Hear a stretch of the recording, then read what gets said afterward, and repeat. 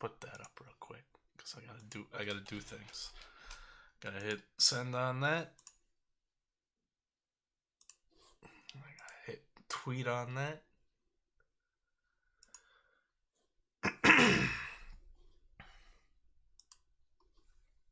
Then we move it back around. Everybody muted. We gotta wait till people get in here. I'm gonna talk by myself. Nobody's gonna be all alone. Oh no. Okay. I'm like, we gotta wait till I'm not gonna jump into the monologue and like nobody's here yet. Like, are you crazy? Cereal. I spent 10 to 20 minutes writing this up today.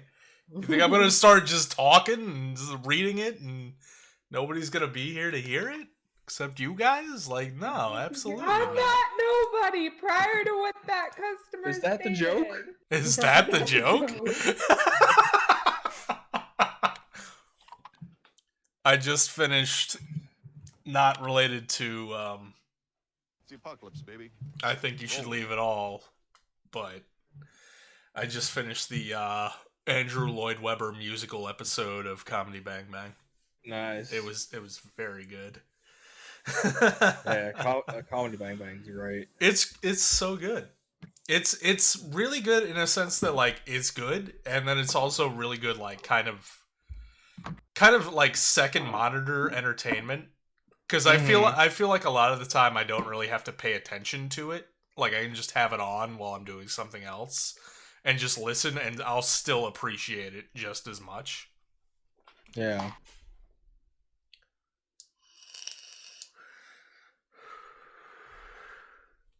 I think that's where it comes in what I was saying about like how it, like just from watching the show I can feel like how it would make a good podcast. Like I can feel like how it is a good podcast. Because just listening to it, like there's not a huge, like they do certain sight gags, but for the most part it's all talky humor, which is really good. This is really pretty enough. I like seeing it when you show us the preview and then looking at it on the screen. I'm glad you like it. I was really happy with this one. It is quite good. This one came out real good. Oh, the elephant has an X over its eye. I mean, so does the clown too. Oh no, they all do, I think. Yeah, the decapitated monkeys do as well. Cutting off monkey heads, putting X's over their eyes. How dare you? Monster. It's surprisingly easy to make things look old timey because like the background like the one with the circus pinstripe, it was bright red and orange. I added all the grit, all the everything else. I find that unless I create something from scratch in the moment, everything looks old timey because it's from the past.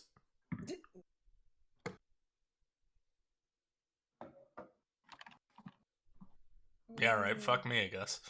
I laughed.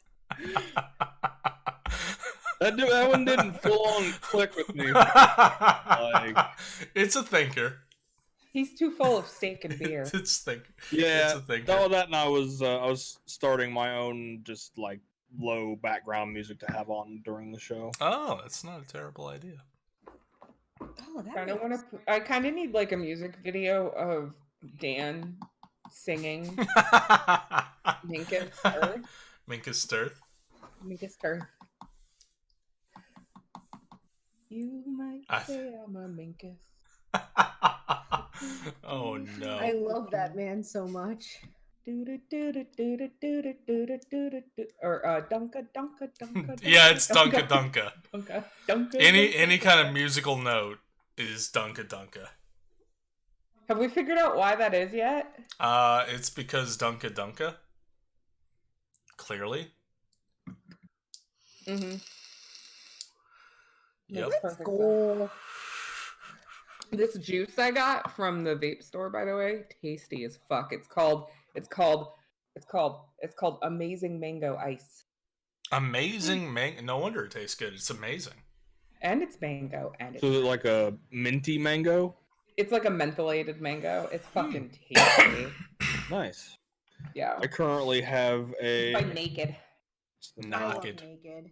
Fruity Flakes, which basically is like a fruit flavored Fruit cereal Loops. type of You're flavor. a fruity flake. Whoa. Wow. That's like calling Ian McKellen an Mhm. ancient fruit. But like he is though. He really is. But he's a sir. You show him that He's respect. Sir Ancient Fruit. That's true.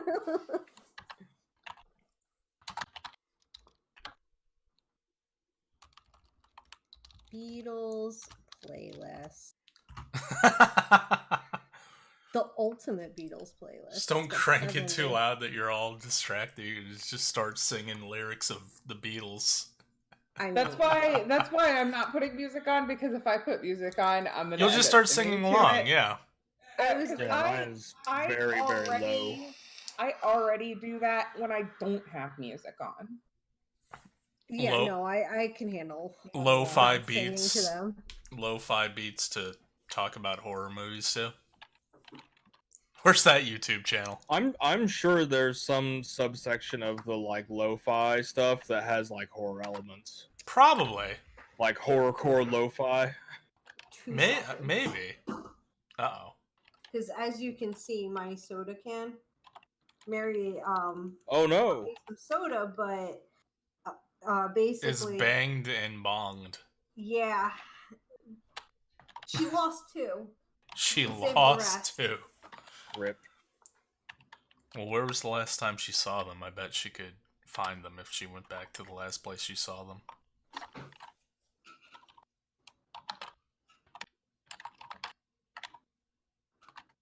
Oh man, The I hell got is so many ferns. So many ferns? friends. Switch. What? I already got so many friends on my Switch. Oh, friends. Yeah, ferns. It's ferns. Ferns. Fern Gully? Well, we can have that now too because the new Animal Crossing update introduced shrubs. Oh, Mhm. shit. So I've Yeah. actually hopped on in a couple of days. Is it going to be like a quest to bring someone a shrubbery? Mhm. No. Mm. And if there is, I won't do it. Oh, okay. No. There's like a new NPC that like sells more Shrubberies. shrubs and Is like his- gardening. Is his name He's a little- Tim? He's a little sloth. He's a little Yeah, sloth. yeah, Is yeah. his name Tim, the shrubist? No, his name is Leaf. Oh yeah, Leaf. I can't remember. I haven't hopped on yet. But Dude, I am an OG Animal Crossing player. I remember playing all the really old ones. So like Yeah. I'm on day 2. My museum is already being built. Nook's Cranny is up. I'm on the second upgrade of my house. I have nice. my Man, fridge day fridge 2. built. Yeah, day 2. You've been playing. You've had the Switch for like 8 days. You haven't had the Switch for 2 days. You've had the Switch since last Tuesday. Yeah. How are you on day 2? I thought it was in real time. It is. Why? Like Yeah, 'cause I last got it Tuesday or just this Tuesday, past yeah. Tuesday? This Like past 3 days. Tuesday. 3 days ago. So like Yeah, day so- day 2/3. Yeah, Yeah. I mean that makes sense. Yeah. Yeah. Yeah, Okay, awesome. that's Yeah, you're Tuesday. on good Yeah. pace. I'm kind of in the like phase of I just unlocked terraforming and I need to just dedicate a day to sit down and really work on my island, but like Persona 5 just keeps calling my name. If you want a best friend in Animal Crossing, I can come help you. All right. Yeah, because I'm probably not far from like getting all the upgrades because I got the Volt bar and the ladder before I technically was supposed to have it. Nice. Oh, actually, you can't decorate when you have a friend on the island. I just remembered. You can only move like certain things. Like you can like place down like fruits and I think like plants and stuff, but like you can't place like furniture items or anything, which is unfortunate. The online system of it is kind of annoying, and I really hope they upgrade it because it's like first of all, you load into your game, then you go talk to the airport guy, and he goes through like a 5 or 6 speech bubble spiel every single time, and then you have to like save your game, connect to the internet, and then it's like, what do you want to do? Oh, you're like, okay, open my gate, and then your friend has to go through the same old spiel except for the opposite thing of wanting to visit a friend, and then when they finally connect, there's like an unskippable like 30 to 45-second cutscene of them like flying in and like loading in for every single person, and then they have to do the same thing when they leave. It's not super great. It's called Atmosphere, sweetheart. Oh, yeah. All right. All right, I guess, yeah, we can go.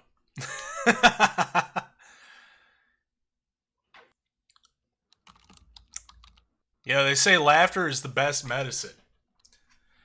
Well, I've laughed a hell of a lot over the years, but I've still got to gag down a couple of pills every day in order to keep my blood pressure from jumping up high enough that blood squirts out of my ears anytime I blow my nose. So I don't think they know what the hell they're talking about. But laughter's the order of the night. Well, with 4 horror comedies we've got lined up to talk about, there's a lot of directions I could take this monologue in. I could talk about how at first glance horror and comedy don't make a lot of sense together, but they actually blend great, because laughter is a wonderful way of breaking tension, and horror movies live off of tension, so there's plenty to break. Pretty sure plenty of smarter people than me have gone into much more detail on that, though. I could rip off a whole slew of jokes I think are funny from somewhere else, but that's just lazy. I could sit here laughing like a lunatic for the next 3 minutes straight. I mean, it's tempting, but no, I'll save that one for later. So then what am I going to talk about? There's a pressure to make this monologue funny, but that's the thing about comedy, at least from my experience of attempting to create it. It's fucking tough. Ask me to titillate you with a tale of a lonely young lady and the amorous tentacle beast hiding under her bed, and I've got the keys of the kingdom. Ask me to shock you with the graphic dismemberment of a main character who got a little unlucky at the worst time, and I'll start carting in the buckets of viscera. Ask me to tell you my opinion on the Joker movie, and I'll browbeat you into admitting it's just a long-winded, uninteresting version of the Batman origin story all over again. Ask me to do your taxes, and yeah, you're on your own, bud. I was told there wouldn't be any math. But jokes? You want fucking jokes from me? Seriously? Okay, let's give it a try. Hey, what did Jigsaw say to Dracula to get him to come over and hang out? Want to hang? Oh yes, there will be blood. What did Chop Top say when he saw a sack of correspondence from fans being airdropped onto his head? What? Incoming mail! What kind of shoes does Nemesis wear? None? Converse All-Stars. What was Herbert West's analysis after visiting Pet Sematary? What? Cat undead. Details later. What did the zombie put on his dating profile? What? Must love rigor mortis. Alright, just one more. It's topical, I swear. What did Tanya from Idle Hands do when she met her biggest fan? Clap? She went to pieces. Okay, that's enough of that shit. We've got movies to talk about. From 1999, we have Idle Hands, the story of a possessed hand who gets so sick and tired of dealing with its owner sitting around, getting stoned, and jerking off to Rob Zombie music videos, it decides to go on a killing spree to get him motivated to take life by the balls and plow Jessica Alba.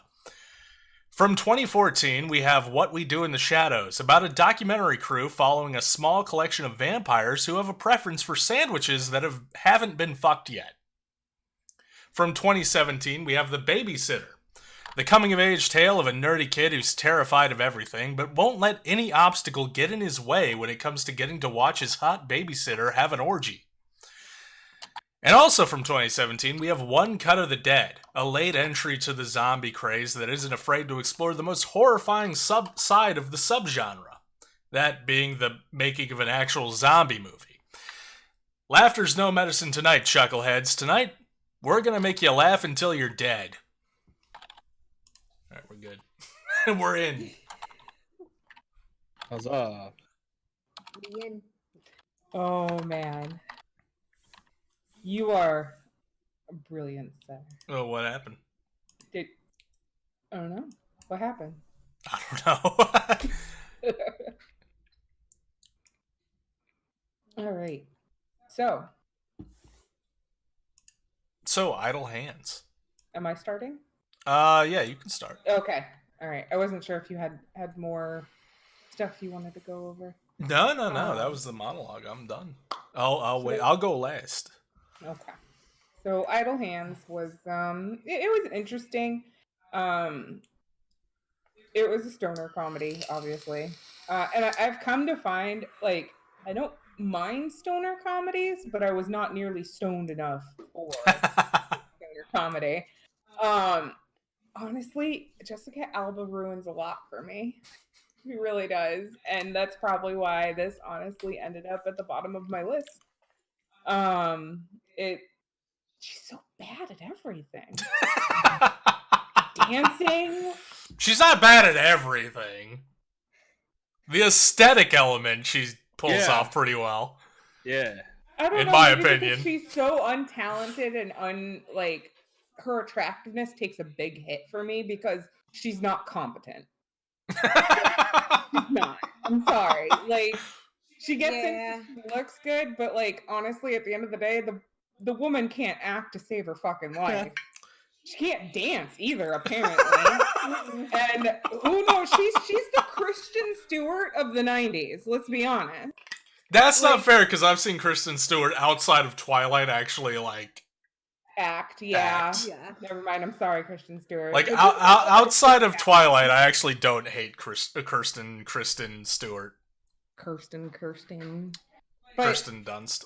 she just ruined so much of it for me, and like it was nice to see Baby Foggy, and I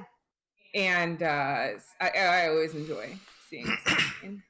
Seth Green, my very short, sexy redhead. But it was great to see them, and the guy who plays Foggy, the guy who is Foggy, I can't remember. I don't remember his name. No, neither do I. Something. Yeah, but like they had a good chemistry, and I enjoyed the bits with them. Right. But I can't say I actually laughed out loud to any of that film, or even was like I watched it and it was like, okay, I watched that. That was entertaining, but like I didn't find it hilarious.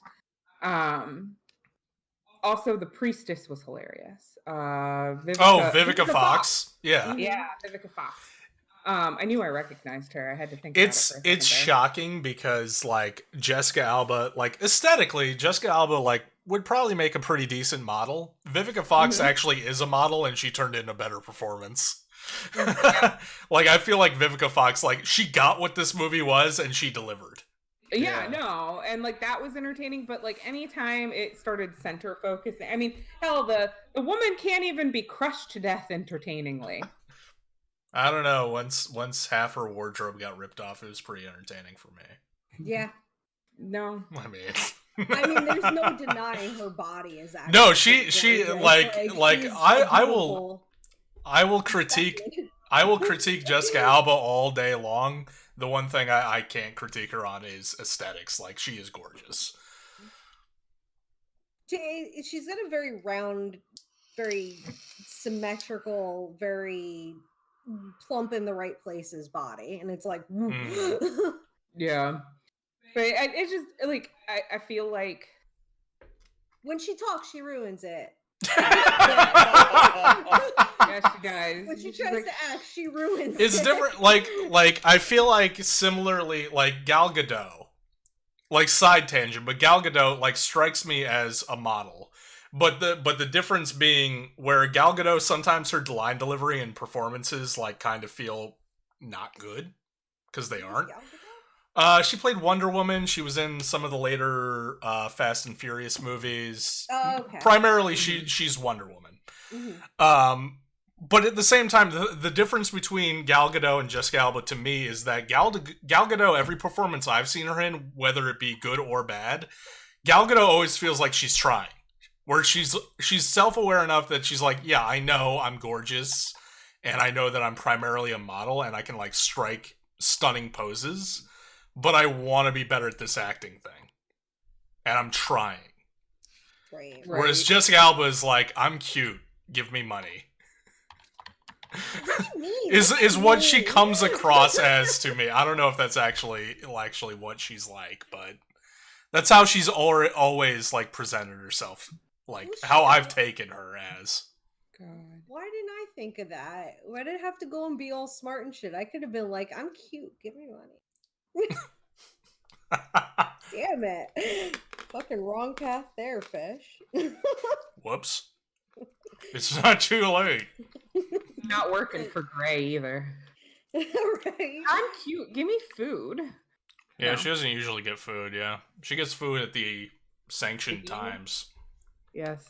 Stop biting me, you whore. That's what happens when you don't give her food. I know. But I think my favorite part was when Foggy pulled out the Mighty Joe Bong. And he's like, I made this. I "No, made you this." didn't. I welded it and shit. I welded Don't even it. take auto shop. and that goes to prove like the entire reason why I think I was able to watch the movie and finish it was honestly Seth Green and Foggy. They're great. Foggy. They Yeah. are great, and like I They're would love a side absolute adventures show-stealers. of them being a guardian angel. I would take that, and I would enjoy Like a it. sequel with just Devon Sawa and them two. Yeah, like I take that. Like, but I don't need a sequel per se. I just kind of want like a mini series, just a little bit, just a little taste. Come Good. back. Netflix series. Yeah. But I mean, other than that, like it got let's see, it got for me, it got worst movie. Well, we're doing. We'll do that at the end. Right. I'm sorry. Sorry, I'm jumping ahead. Spoilers. I tell you that this is the worst movie. So you can always Spoilers, count on me to Jesus. deliver the stinkers. Hey, it still gets points for it. No, I know. And I'm It probably the only does. one that thought that about Idle Hands, to be honest. Kettle's like, I didn't even know I picked it. Hey, Kettle. opinions on What it, did, but that what would did be you think when we- about? What when did we you talk think about about it. Idle Hands? Well, for me, Idle Hands is an old favorite. Yeah. Now, the reason being, back when I was just a wee little teapot, I wasn't allowed to watch R-rated movies. right. And however, on our cable box, we got it wasn't even like the scrambled movie channel, but like it had a little bit of static, but it was still perfectly watchable, especially for not paying for it. Mhm. So I had a VCR in my room, and there was one night I wanted to tape The Matrix. So Right. I taped The Matrix, and then that movie was after it, and I was like, oh well, I'll record that too. And as it being like one of the like, oh, it's like a naughty movie I could watch as a kid, and so like I watched it a bunch of fucking times. So it definitely has that nostalgia value for me. But I will concede that it is not good, but but I enjoy it, and it has like kind of a special place in my heart. And yeah, like the Seth Green and Foggy, as you call him, their chemistry is great. Now I will say the one what would it be thing that drove me kind of nuts is every time they go to smoke weed, they just throw a full ass nug into whatever device they have, and it's like, that is it's not gonna work, and you're just gonna burn your shit, and then you're not gonna get high at all. So like, what are you even doing? And now I get it for movie timing purposes. I can be like, oh well, let me just put it in the grinder and like, but like, you can't just be dumping that in there. It's just gonna clog up, and you got nothing. So even on the status of like a stoner movie, like it doesn't pass the mustard as a stoner movie because it doesn't get stoner inaccurate. It's stoner inaccurate. Huh. Yeah. You also shouldn't smoke nutmeg and oregano. Probably not. No, that No. seems like a bad idea. No. Also, one of the quote things I love was their friend Randy was talking to that girl at the twins memorial thing. Oh, and she was all like feeling bad. She's like, they asked me on a double date, and I'm like, I thought they were stupid because there's only one of me, so I told them to go blow each other. And he's like, wow, did they? Did they? So it's a lot of like dumb humor like that. But I mean, to Neffy's point with all the other things, yeah, Jessica Alba's not a great actress, but she is aesthetically pleasing along with Vivica Fox. Like that was all great. Yeah, but it's cheesy stoner comedy, but it has a special place in my heart. Mm-hmm. Go away, mosquito. Fuck off! Piss off, Skeeto. What did you think, Fish? I love this movie. So Yes! There's one. So, I mean, it didn't make it to, I don't think it made it to the top of my list. No, it didn't make it to the top of my list, but it was pretty close. And something that you told me, I really made a mistake because I thought it was, this was to be produced by the same ones who produced Chuck. No, that was the Babysitter. But it's not. But I was saying towards the end that Seth reminds me of Morgan from Chuck. Well, yeah, no. Morgan is clearly meant to be like. I'm amazed that they didn't get Seth Green to play that character because like that character is meant to be Seth Green. No, he really did. So I think like very endearing, and I know I throw that word a lot around. You do things, but it really, really was, and that's what like pleases me a lot in a movie. Plus, it had so much slapstick that I. At one point, I think I said that, is this how Thing's career ended? Was that hand, that demon hand in this movie, especially in the microwave? One of my favorite gags from it is when his friends come over after he discovers his parents are dead, and he's like, look at this, but the 2 Live Crew videos on the TV, and they're like, oh, fuck yeah, I didn't think they could show this anymore. And they're like, yeah. Yes. Like, no, my fucking parents are dead. My favorite thing is that there's nothing funnier than just a decapitated talking head. Like that is just for some reason throwing the cheesy poofs. Wait, and when he lit up the bong when he was a decapitated head, I was like, it's not working. None of this is working. No. It's so funny as fuck. Oh yeah. Yeah, and I do focus. I like whenever Jessica Alba was on the screen, I just basically turned off my mind and just watched and was like, "Oh yeah, that's pretty." I mean, she is cute. People probably should give her money. She needs to learn how to dance better though before she asks. Yeah, but no, I really did enjoy this. It was just so nostalgic in so many ways. From the dial-up phone, I had a phone like that, and I hung out with people like Seth Green and Foggy. But in the cast too, I didn't know Vivica Fox was in there. I didn't know Seth Green. I didn't know The Offspring was in here, and that was a throwback. I was like, oh shit. Yeah, I think the message you sent me was literally like, wait, nobody told me Offspring was in this movie. So were we supposed to? I was gonna say I want a prom. I wish my prom had the Offspring play. Right? That was one of the notes I made. I'm like, how like in the know is this fucking high school that they got Offspring to like perform for their shitty Halloween dance? Like, how the fuck? It reminded me of that scene from Scooby-Doo where Mark McGrath shows up with Sugar Ray. That's what that felt like to me, and I loved it. You remember the Scooby-Doo movie? I remember like hardly anything from the Scooby-Doo movie. I watched that movie more than once. Yeah, I really enjoyed it. Watched it literally once. I watched the second one more than once because I actually liked the second one. But... I did not like the second one. Really? One more, yeah. I've only watched the second one a couple times, but I really enjoyed the one more. Yeah.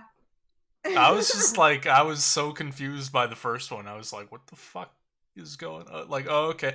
Ha ha, Scrappy Doo is the villain. I get it. Yeah, Scrappy. Scrappy, which I'm so confused about. True, but no. The whole premise is they got fired or they got out of work. It's basically The Incredibles. I mean, maybe if I had seen The Incredibles, I'd have liked Scooby Doo more.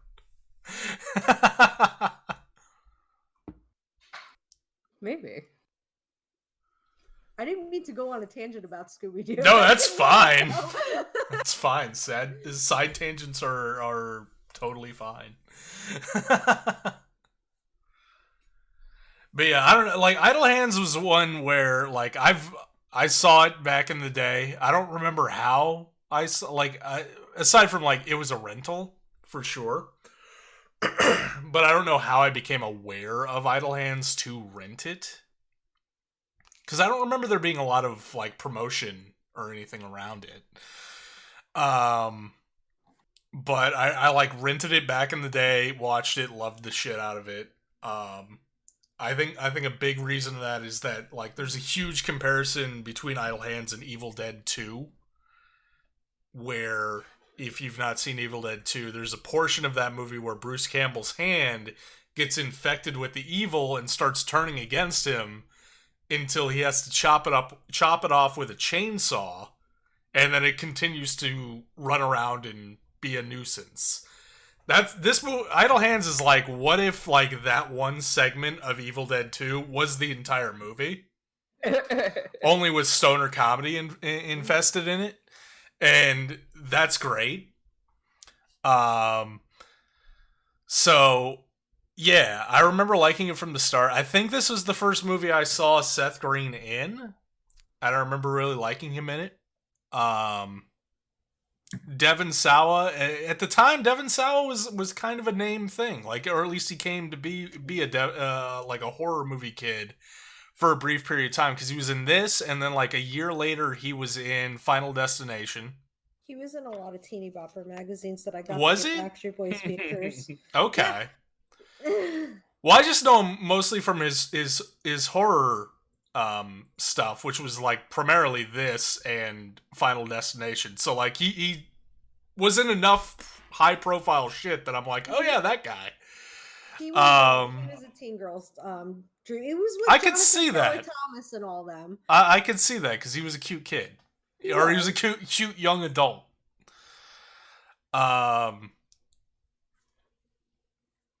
Fred Willard as Devon Sawa's dad was a lot of fun. He was cute. Let's see. My specific note was Fred Willard climbing into bed after a long day of subbing in as an organist for several funerals. Which I figured would land with at least one person on this panel, so Who's that? You, at least. No. That's like what I thought of when I saw him again. I mean, he just like, hey, it's that guy. Random shit. Yeah. The opening scene did remind me of like it kind of copies the Scream motif, except the only recognizable name face isn't a young attractive starlet. It's Fred Willard. Which is kind of great. Like, they take the Scream motif and they're like, well, instead of like getting Drew Barrymore or, you know, Courtney Cox or somebody else or Sarah Michelle Gellar and like putting them in a, you know, prominent role at the very beginning and then killing them off, they're like, what if we just got Fred Willard? Because he's recognizable. What if we got that guy and made him like a prominent role at the very beginning and then we just kill him off immediately? All the times I've seen this movie, I don't know how many times I've seen Idle Hands, but I think this last time that I watched it was the first time that I picked up on the fact that the main character's name is Anton, which I feel was at least a subtle or not so subtle for people that are smarter than me reference to Anton LaVey, one of the creators of Satanism. Yeah. You know, it never really clicked with me either. Right? Like, it's subtle. Like, it slips by you, but at the same time, it's like, thinking about it, it's like, oh shit, they probably named him Anton because of Anton LaVey. On that note, Yeah. on that note of Satanism, I found it really funny that, like, when he asks both Seth Green and Foggy if they know anything about Satan or evil, and two zombies who came back from the dead don't know anything about it, but they know a guy. They know a guy, yeah. They had a guy. I do very much love that the thing of, like, he has the asthma inhaler around his neck, and it's just like a secret pipe for smoking weed. That was really clever. That was so nice. Let's see. Hello. Shame on Foggy for holding out on his friend. He came over, Right? And he's like, "Oh look, I found this giant bag. Look at this! Oh, fuck like, that guy." I didn't say what I was holding. It was just like on his balls. I seem to recall this being the launching point for Jessica Alba's career. It was one of her very first things. Yeah, this is the first thing I remember seeing her in. Let's see. Tapping on the... She does. She still looks about the same. I haven't seen her in a while, but, like, the last thing I remember seeing her in, she looks about the same. Like, she looks younger in this, but not much different. I briefly thought that when he's trying to get the dog to be, like, he's trying to get everything to be quiet, and the dog is panting, and he goes over and reaches and grabs the dog's snout, and you see him tapping on the dog's. He's like tapping on the dog's snout. I was like, then when he runs upstairs with him, he's like hiding under the sheets with the dog. Yeah, but I thought the tapping on the dog's snout was like an early indicator of the hand being possessed, but I realized, paying attention further on, no, it's not, because the hand he's using to tap on the dog's snout is the wrong hand. Other hand, yeah. Gotcha. It's the other hand, so it couldn't have been that. Right. If this movie made me mad at anything, cat got tossed. The cat, the tossed cat. Mad. That's that pretty little white kitty. Ugh. Oh, you know what? It explains as to why Jessica Alba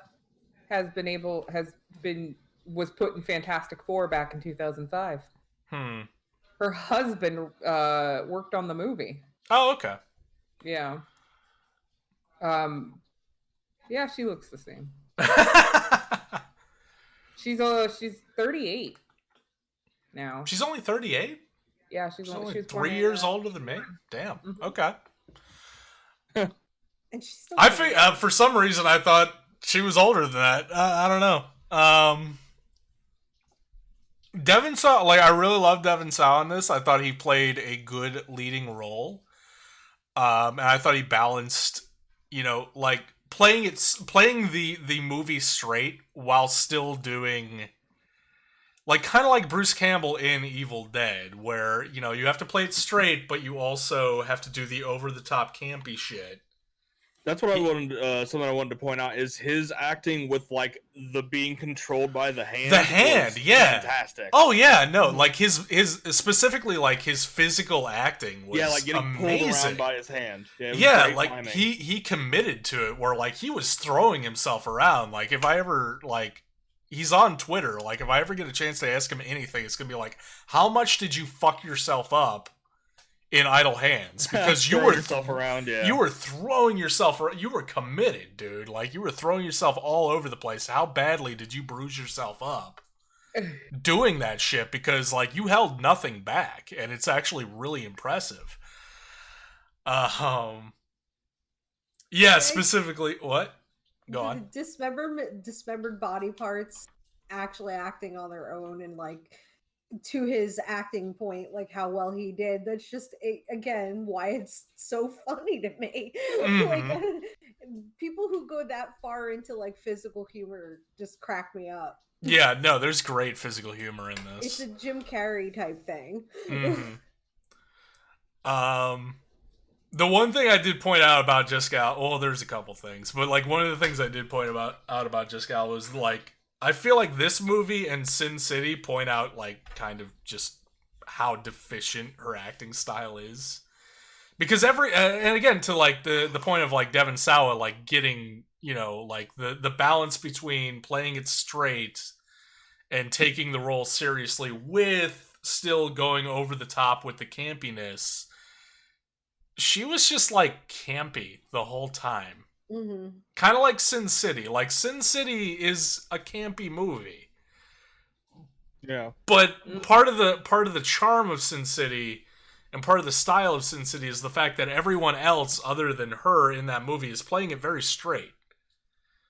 Or at least on the cusp of that straight edge where, like, they get it, they understand what the movie is and what it's supposed to be, and they're playing to that.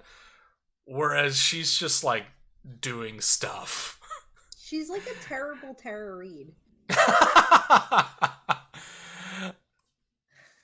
I don't know. Have I seen Tara Reid in... I saw her in... Wait, oh, that's right, she was in Scrubs. That's true. I didn't hate her in Scrubs, though. Oh, because she's awesome. Yeah, she actually knows how to do wasn't bad. camping. Yeah. Like, the movie requires her character to be oblivious and a little dense, but damn, the performance makes her seem like a complete moron. Which I don't think was the intent. I don't think it was intended that her character was as completely just oblivious and idiotic as she appeared to be. But, like, it's so obvious, like, when she's interacting with Anton, it's like, yeah, something's wrong. Clearly this isn't normal. Well, But you're mostly just interested in sucking his dick. Mm-hmm. That leads to how the Offspring got there, because her character was supposed to be famous and well known, and she just happened to live in their town. Wait, right? Wait, Yeah. what? So she was famous, she was known, and Jessica Alba's character was? yeah, What? she was somebody, like, she had a manager. She even mentioned something about it at one point. I don't know what she did, because I didn't pay that much attention to it, but she was in the biz. I'll be back in like 2 seconds. I'm just gonna go close my window. Okay. I don't remember hearing anything about that. Next time. Where was it? So, in every scene that she was in, she was not only just the popular girl, she was actually somebody. And is this like a pet theory, or no, this is what they said in the show. Like I said, I didn't pay that much attention to it. So what she said at one point, that she had a manager. She had to call her agent or something like that. I don't remember that at all. Yeah, Kettle, I don't remember which scene it was. Do you at. remember any of this? Was What? Jessica Alba's character, like, actually, like, a pop star or something? No. I thought so, because she mentioned her agent at one point. When? No. I think after the scene when they're in her bedroom the first time. She mentioned her parents. Yeah.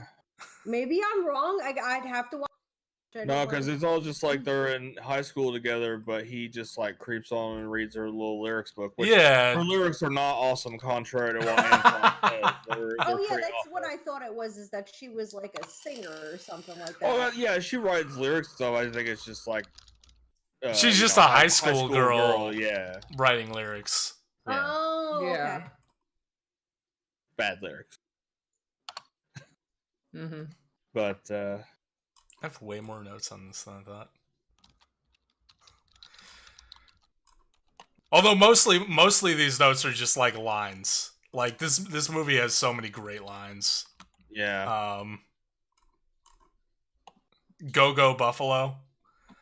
Look at I me, say look that to this day. right? Same. Like for any provocation, Go Go Buffalo. Fuck yeah. Look at me, I'm Leatherface. Yeah. Was also great. Well, what other lines do I have? I've got Jessica Alba can't even look natural when she dances. It's true. Because you look at that scene and like everyone else is like grooving to the music, even though like probably they didn't have the song playing while they were filming that scene, and she's like off doing her own weird thing.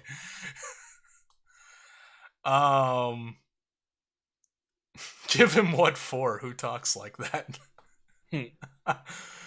Oh, that was one thing that this movie did that I very much liked, because there's a lot of horror movies that they do certain things. It's like, oh, we have to do such and such thing by a certain specific time in the day, and it's always like, well, how does time zones factor into that? This movie fucking definitively answers that question with it's druid time. Yeah. Like, oh, midnight? Well, that's like 3 hours away. No. Midnight druid time. It's like 20 minutes away. I appreciated that. Just GMT. Like, yeah. Who the fuck built this school's air conditioning systems? Vents large enough for 2 teenage girls to crawl side by side. Fans that look like they'd be suited in an Umbrella Corporation facility. Yeah. Oh. I'm not going through all this, Tanya. It's another great line. You can go back. He's like, man, I was gonna get some, and he's like, oh, you can go back there and get a piece. Go back and get a piece, yeah. Like, basically, yeah, seconding, like, or thirding or fourthing Seth Green and... What the fuck is his name? I got it pulled up. Hold on. Eldon Henson. Eldon. I thought it was... Like, those two are so good. But yeah, no, Idle Hands, like, it's...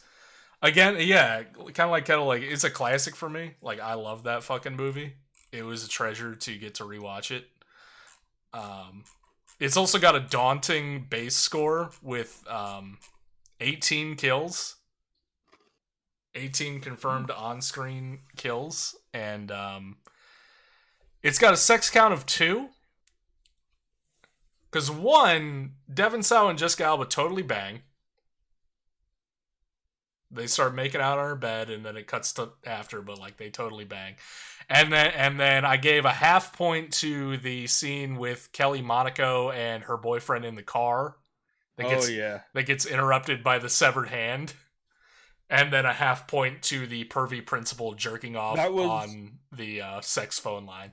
So yeah, also talking about like as a young child not being able to watch R-rated movies, having a movie with boobies in it. Oh man, yeah, game over. Oh yeah.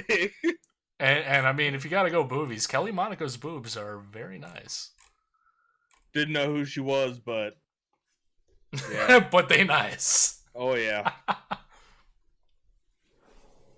All right. Yeah, that does it for Idle Hands. Yeah. So what we do in the shadows? What we do in the shadows? Oh, this movie it's always good. It's a fun movie. I love, I think my favorite is when they pull out they first introduce you to Vlad the Impaler, basically. And he's in that room in the far corner and everybody just hisses. He's on the wall with like the three hot vampire mistresses. Yeah, that's why this movie has a sex count of 1, because either he was actually having sex with them or it was like a hallucinatory, masturbatory vampire fantasy. Either way, that counts as sex.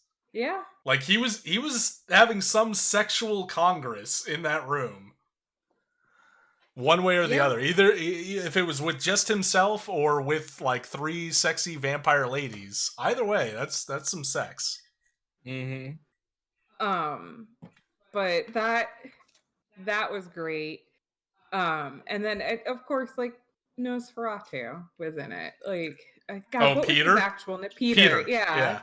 Peter is totally Nosferatu. But oh yeah, he was hilarious and terrifying. Right. Like, he was genuinely the scariest thing in that movie, but he was so good. He was. My heart always goes out when he catches on fire and dies. I'm so sad. I forgot about it this time around. I'm like, what is that screaming? I'm like, no! No, not Peter. No, not Peter. I like how Peter was like a vampire whore too. Like he would always just turn everyone. Yeah. Right? Like he didn't just want to drink; he wanted to turn people. hmm But I felt like I still need to see the second one if it's come out yet. But-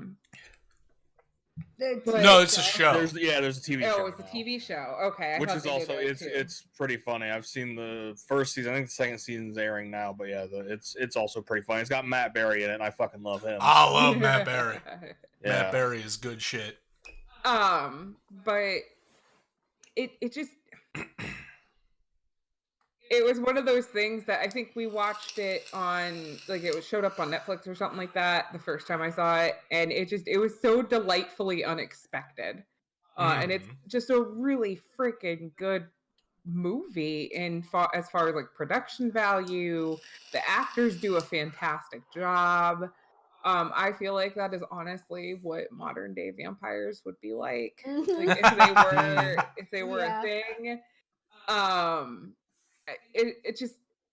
It's so rich and full of characters, and might I add, I love the servant of fucking The asshole. lady? Yeah, the servant lady of I'm terrible with names, I'm so sorry. I also don't remember her name. No, but how she shows up at the fucking vampire ball, and Jackie. Jackie, there we go. And she's a vampire, and he's like, "Who turned you?" Oh, Nick, her ex-boyfriend, turned her. Of course he did. I'm just like, oh, Lord. I'm glad because she earned it. Yeah, she earned it. I love you, but I am also your master. When she's talking to her husband at the dining table. But from the costume design to the dealing with the little things, like from like getting dressed, like we can't look at ourselves, so right, they can't see themselves in the mirror, so they have to draw shitty pictures of each other. I've come to find out that like my favorite type of movie to watch honestly kind of is slice of life type stuff, and this is slice of life, slice of vampire life. Yeah, like, and I'm also realizing that's why I liked the one of that they follow around the documentary crew follows around the serial killer Leslie Vernon. Behind the Mask. Behind the Mask, yeah. That, like, I love that one because that's kind of like slice of life with a serial killer. Slice of slicer life. Yeah, so like I'm just starting to realize like where like my favorite movies are, and I just think they did a really good job with it. Solid movie. 1 meow out of 1 meow. Oh shit. One whole unit meow. One whole unit meow. 1 unit whole meow. Kettle, you're back. Yes. It returns. My internet hiccuped again. Dumbass internet. Hey, what we do in the shadows? What did you think of that? Yeah, I was able to hear most of it. It's like I'm not losing 100% connectivity, but it's just enough to like drop me eventually. But yes. I also quite like what we do in the shadows. For me it's just kind of that dry humor with the, I mean, it's, you guys know me, I'm kind of like sandpaper sometimes. So like it works out well for me, and I really like Stu. He's always just kind of around, and like they end up making friends or whatever. I also like we're werewolves, not swearwolves. Yes. Yes. That was a specific note on mine too. We're werewolves, not swearwolves. I just like that actor too. He was in Flight of the Conchords, the show. Mm-hmm. I love that guy. But yeah, I mean, all around just funny. But it's its own type of humor. Like it's hard to describe almost. Like it's kind of like The Office. A little bit, yeah, because it's the documentary style. Yeah. I do enjoy that type of stuff. And like I said, they carry that on into the TV series as well. Oh, and I like the line about it's like they drink virgin blood because they think it's cool, and then it's like if you have a sandwich, you just kind of prefer it hadn't been fucked. Like, Right. That goes in line with like so many like vampire myth type shit that they just like simplify and debunk or explain in this. Like Neff was saying, like, well, we can't see our reflections, so we have to have, you know, outside opinions and sketches to see how we look. And yeah, the virgin blood thing, it's like, well, you know, if you were going to eat a sandwich, you'd probably prefer if no one had fucked it first. It's like, that makes so much sense. Yeah. Duh. And then when Jackie gets I think it's Nick. Yeah. It's like the new vampire. Oh, it's like, yeah, you were a virgin when we dated. It's like, yeah, we were 12.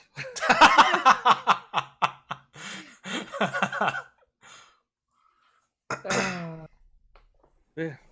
Yeah, I think Kettle and Neff have it. I think I would. One, it's basically what Interview with the Vampire would be if it were a comedy. If it had a sense of humor. Yeah, if it were a comedy instead. If it wasn't taking itself so seriously. Louis, always whining. No, but it's also slice of life, like Neff said, but in the way of if real world were vampires. Mm-hmm. Because living, and it does take, like everybody's been saying, it does take that whole that mythos of vampires and subtly puts it into now times, and like they can't get out of their past. Like Vlad, I was Vlad the Poker, they call me.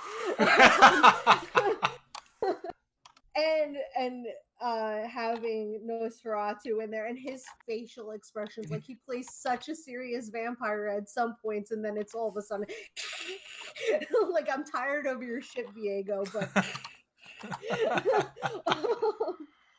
I think my notes say at one point, because this is the second time that I've actually watched this movie, and I fell in love with it the first time that I watched it, but the pacing the second time can seem a little elongated.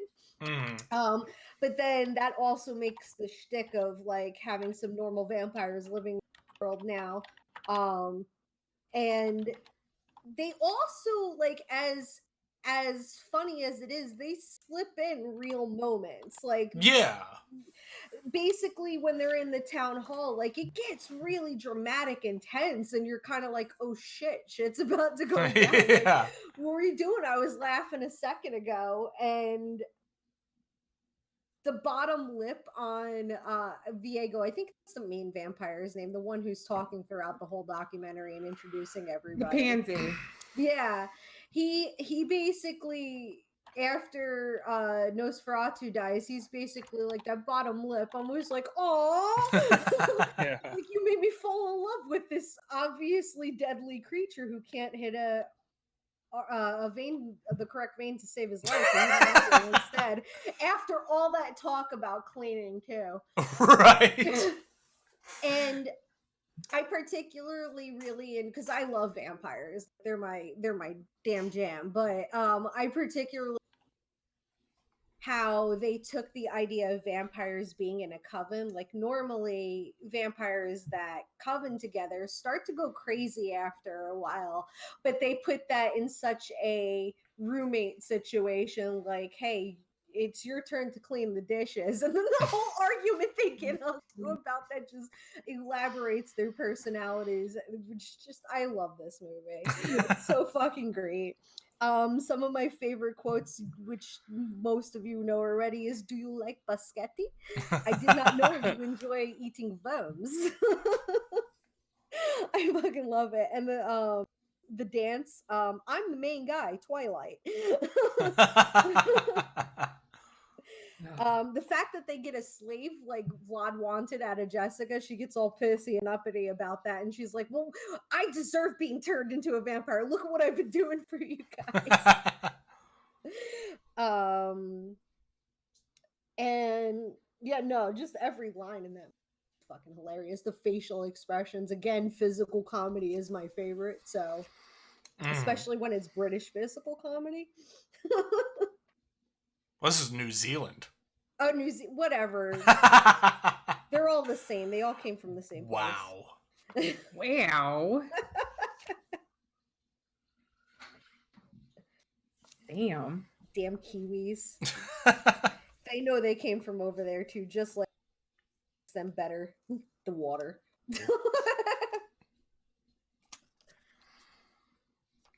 But yeah, no, this is... I don't know how many times I've seen What We Do in the Shadows. It's not as much as Idle Hands, but I've seen it a number of times. Faux comedy documentaries usually, like, they live or die on how well they can feel authentic. And this movie felt authentic, even despite the fact that, like, it's about vampires and shit like that. Like, all the characters and the situations and shit like that felt authentic to me. The opening credits song is so good. So Right. Like, it's Oh, such... yeah. like, the music in this is so good. It did a good balancing act of making the monsters seem human, but not forgetting that, you know, oh, hey, they're monsters. Right. Like, they're still monsters. They're killing people. Mhm. And everything like that, but they still felt very human. I really enjoyed the shot of Deacon coming out of the backpack when they're doing the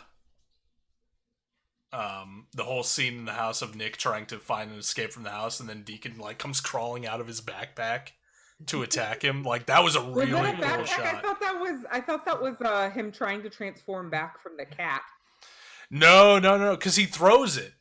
Because you right. see him come crawling out of the backpack, and then Nick throws the backpack, and the camera shifts, and you see Right. Deacon come like half out of the backpack, like crawling across the floor. The Like, I thought music that was a during that great shot. scene- The music during that scene is just great. Mm-hmm. I really liked how once they got up to like Nick's human friend, showing them the new like technology. and how baffled they were and like amazed at like websites and the internet and cell phones and shit. They're like, what? Right. Let me Skype call my old servant. He's like 90 years old. I liked when he was yelling about, like, leave me alone and let me do my dark bidding. He's like, well, what are you bidding on?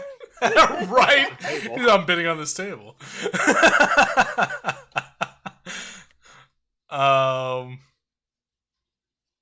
But yeah, I put down Peter's death from the vampire hunter is a great shift to shit getting real, even as they can continue to weave the comedy through it. It's like a very real moment. I really like the lady cop. Oh yeah. She was great. Yep, there's specific note. Just leave me to do my dark bidding on the internet. With the dog, though, in that scene, look at what you did. Eh? Look.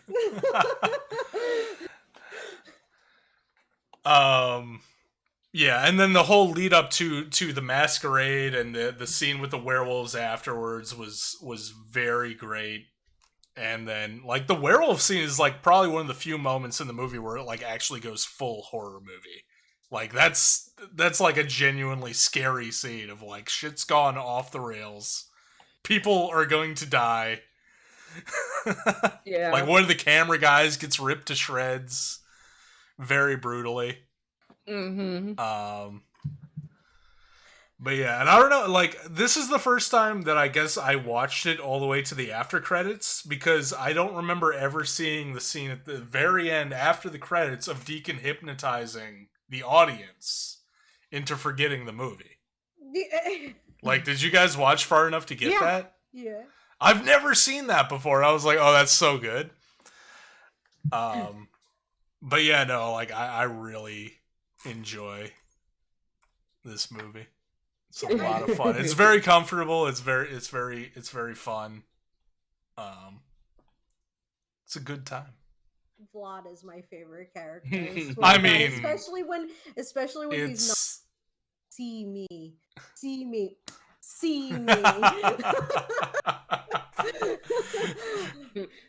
Tink, tink, tink. Well, I mean, it's Jermaine from Flight of the Conchords. That guy's great. Mm-hmm. All right, we're at the halfway point. If anybody wants to do like a bathroom break or anything like that, I would Yeah. like to do a bathroom break. So that's why I say. Absolutely. Okay, sure. Yeah, get a little stretch in. Mm-hmm. All right.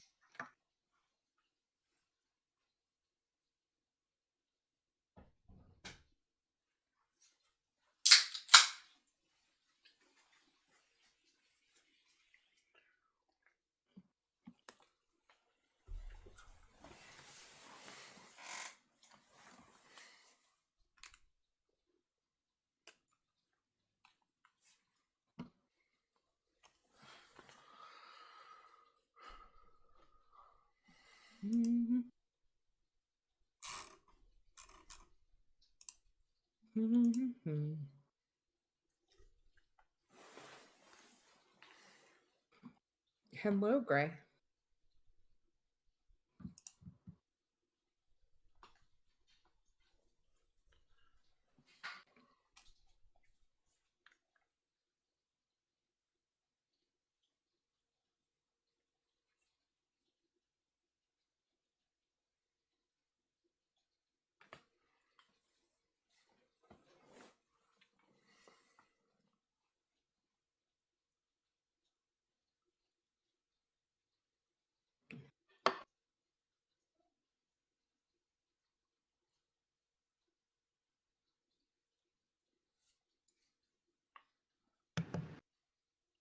Hello. Hello. Hello.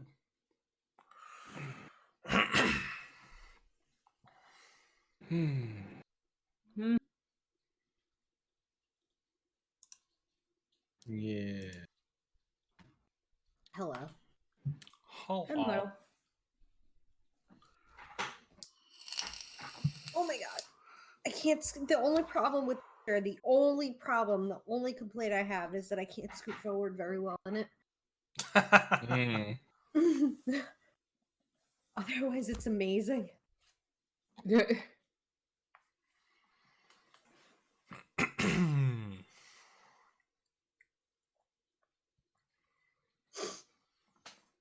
So the babysitter.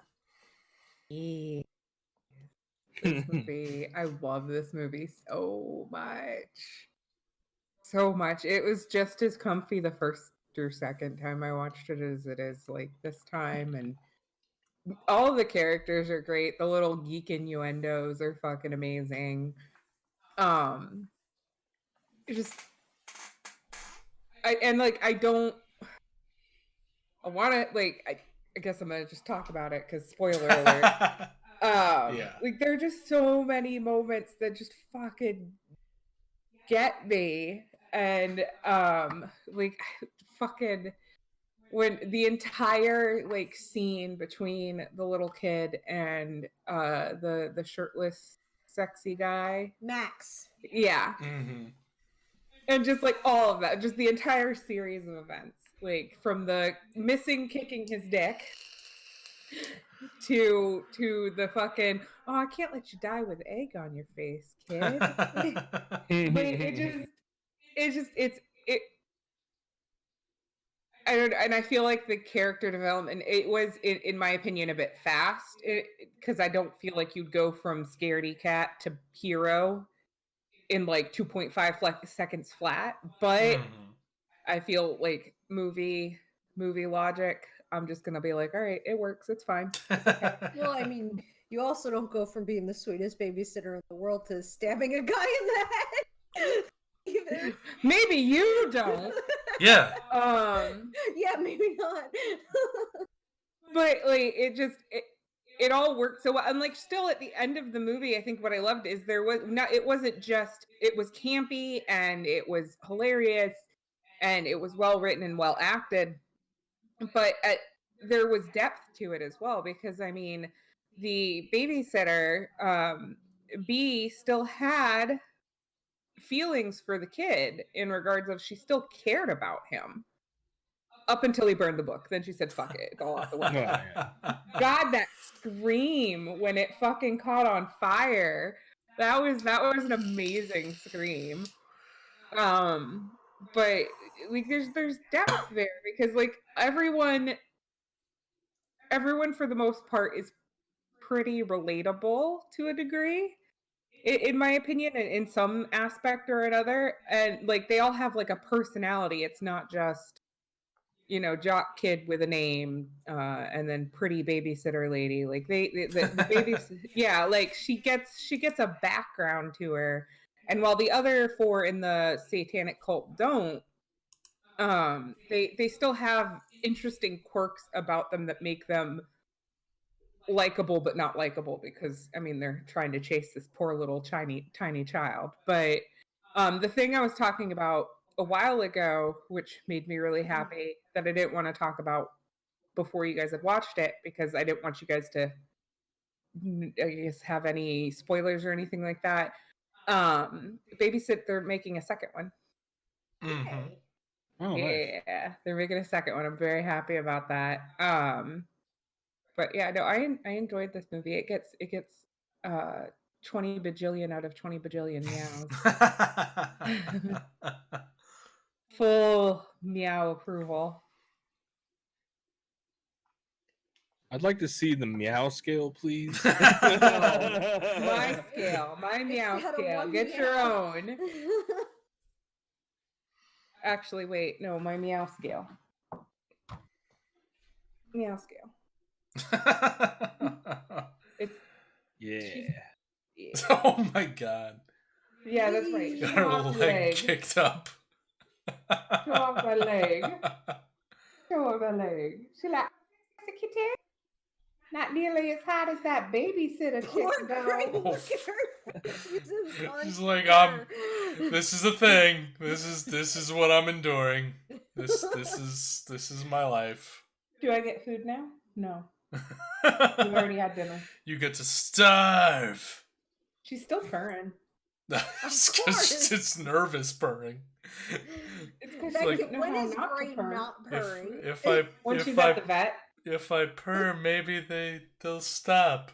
Maybe they'll stop if I purr. Look at her ears. They're so straight. I love cats, man. Same. All right. Yeah, but that's... Good movie. Okay. Yeah, I also thought it was quite a fun movie. To Neffy's point, like campy and fun. I really enjoyed the kid just bluntly asking his mom, like, "Mom, am I a pussy?" Oh my god, he said pussy. Yeah, that just cracked me up. And then there was vagina. I know pussy also means vagina. Oh, and the other one here I really love when they asked, "Do you even know what an orgy is?" And Cole says, "I'm guessing that it's something sad people do because they want other sad people to like them, and they can forget for 1 minute how sad they are in general." And he's like, "That's actually a pretty good answer." Yeah, that's yeah. So it had a lot of good zingers like that. I love that one. And then I don't even remember what she said, or like when it cuts to the parents on their vacation, but she's just giving the husband a handy while like on the computer. Right? That's why this movie has a sex count of 1. I was expecting it to be a 0, and then they cut to that, and I'm like, that counts. It counts. And I really liked how, I guess it's not out of nowhere because you know the weird shit's gonna start happening eventually, but it's like, oh, I'm gonna like make out with the nerdy guy, and then just like daggers. Like it just kind of was like when I was watching it, it just kind of like startled me. It just like, oh wow, okay, we're here now. Like this is some shit that's going down. Yeah. And it had some really good kills. Like I really enjoyed some of those, but we'll talk about that when we talk about best kill and what have you. Yeah, I don't have a meow scale, but I get also, one. Damn it! Yeah. Jesus. You had a whole month. It was a lot of fun, and actually, just as I was like looking at notes and stuff, the main actress there, she's in another movie that was from a couple, I think it's earlier this year, but called Ready or Not. Oh, and yeah. I haven't seen it. That's also a really good movie, and if we end up with a theme where I can fit that in, I'm probably going to pick it because it was good. And actually, I thought I recognized the girl playing the babysitter, but I was like, oh, I can't quite like put it together. And then I'm looking here on IMDb, and it's in the sidebar, and I'm like, that's where I've seen her. But she's really it's good. That bitch. Yeah. And I also apparently Hugo Weaving's niece. Is she really? What the fuck? That just makes her 5 times more hot. I was about to say, yeah. That explains her last name. Yeah. Yeah. True. So there you go. That also explains the Lord of the Rings reference. Mm-hmm. I had wondered where she got that last name from. Now I know. I also like when the guy was all covered in blood, and he's like, 3 out of 4 people got an STD. I got 2 people's blood on me. You do the math. I got AIDS. I know I got AIDS. I got AIDS. I loved him. He was very good. Yeah, he was funny. Yeah, it was another great one. Mm-hmm. I loved all the movies this month, really. Yeah, same. That's what I was saying. I'm like, this is gonna be a hard month because like they're all so good. Yeah, I only had one that I loved. Reasons. So I was keeping an LMAO count, and this movie is the why. It got the most out of all of them. 5, 10, 15, 16 LMAOs. I mean, everything was just so great about it, from the lines to the whole big, because I did not, I mean, knowing this was going to be a horror movie, I was expecting something. I did not expect that. And of course, the fact that it was a babysitter should have given it away, but I was so, they did such a good job at lulling me into a sense of security with Cole, a C and B, and that I did not expect that out of her, and it shocked the hell out of me. In fact, my notes, you probably can't see them, but there's a big what and then a little wait. What? What? Again, and then another big element for that. But I'm gonna take you through my notes because it's just how I can describe that I love the movie. Take the shot like you take some ass. And then I said someone killed Melanie's dad. And the fact that this was the movie with the producer with Chuck, the quick zooms whenever one of these kids is witty was pretty much gold to me. My God, he said pussy was one of them. Yeah. And I think at one point to talk about Cole, Cole is the scariest of cats and lives in the creepiest houses, but I very much believed he was a secret badass and they pulled it right for me.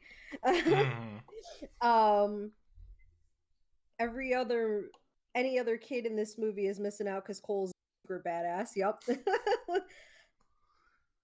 And then the perfect mission to save the universe that Cole came up with. I really enjoyed his whole list of people that he used to save the galaxy. I got AIDS was definitely one of them. You want him quick or long? And then the redheaded cheerleader, besides the fact that she's redheaded, because we all know how I feel about red. Was she a redhead? Yeah, she was like a strawberry blonde. I consider them redheads because she was more red than blonde. Was my absolute favorite throughout this whole thing. She was also really good to me. She was also the scariest to me because she was the most shrill and like obviously it was obvious that it was all about her. Right. But that kind of put a blanket over the scary little monster that she was. Like it was believable that everybody else was scary and then she was just a monster in another way too. And then I was proud of Cole at the end. I really was because it was a great coming to adulthood story for him, and he really got adulthood. Like basically, this person pretended that they loved you, completely deceived. Yeah, they might have had some feelings for you, but she was gonna kill him. And She wasn't. I mean, she originally wasn't. That's why she tried. He was the source. Because he was the source of innocent blood, and then kids had she done that to beforehand, and where were they? You know, true. Good point. But at the end, it felt like she had seen what he had become, and she was like, "Well, he ain't a source no more, but he could be a partner."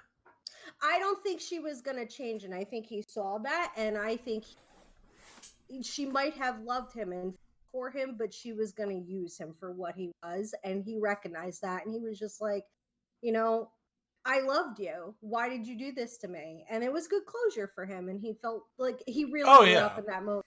Yeah, but yeah, for sure. No, I don't think she was gonna change. Like you said. No, I don't think she was gonna change. I think she like that last like kind of bargain on her part was her saying like, "Hey, you can." I was like you. I made a deal and I paid the price, and now I'm everything I wanted to be. You can have that too. She certainly did. She said you could have that. So she was trying to corrupt him into, because if she corrupted him into the life that she was leading, then they could have gone off together. And I don't see, and the way they presented that to. It could have been a total it could have been a total false. I saw that bullshit thing, but it was still there. I saw that as basically like, again, like all the other kids, what happened to them, right? You know? And he proved himself, but at the same time, you know, she didn't seem like a creature who kept anything else around for very long. So I don't think that would have even fair. And he recognized it.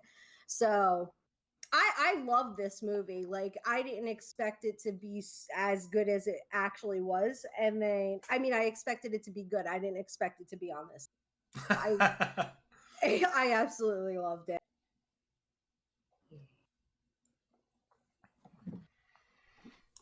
Yeah, no. Yeah, no. So, like, Samara Weaving, who played the babysitter, like, she's definitely on my list now of, like, can she just be in everything? Like her, Margot Robbie, and Danny DeVito. Can we just have them in every single thing? Because everything that I've seen them in so far has been so amazing that I just want to see more of them. It took me a moment. Danny DeVito is Sauron. It took me a moment to recognize the mom, but it's Leslie Bibb. She did a spread on Tony Stark once. Yep.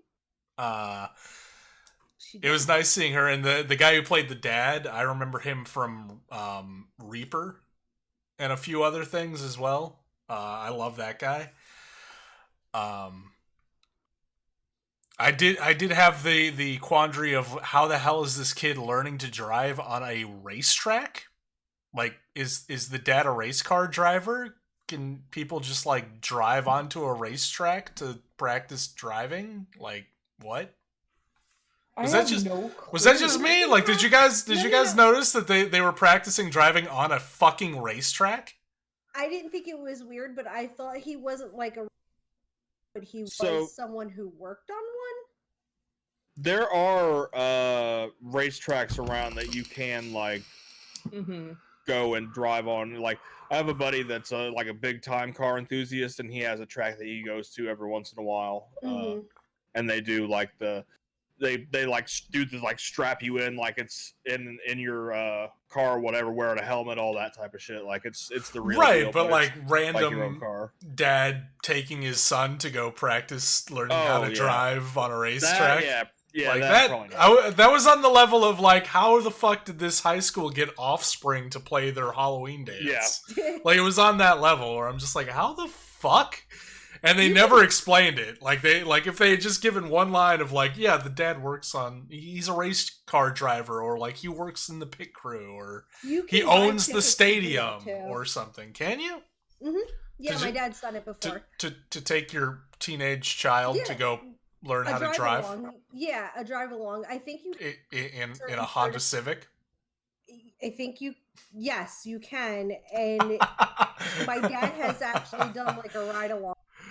Well, ride along is different. Ride along sounds like you go sit in the race car with the race car driver and they drive you around the track. That's not what this is. This is a dad taking his teenage son to go drive in the household vehicle. Okay. My dad, there are tickets that you can buy on a racetrack where you bring your car on, drive it. Part of the packages. Like, he did it with the ride along, but you can do it. Like, my stepmother's done the ride along for him, but they've said that there's other tickets that you can buy on a racetrack. That seems like a lot of expenses and trouble to go through to teach your kid how to drive. Especially when your kid is like a bona fide pussy who it took I don't know how many attempts to even get him to like buckle his seatbelt. They were overprotective though. They were, but it's like, look, listen, the mall's right down the road. Yeah, but there's probably other parking lots of helicopter parents. You know, they are, but at the same time, I was like, what? And those type of parents will go spare any expense to make sure that their babies are safe. So at that point, the fact that they have spent, that they are continuing to spend that kind of money.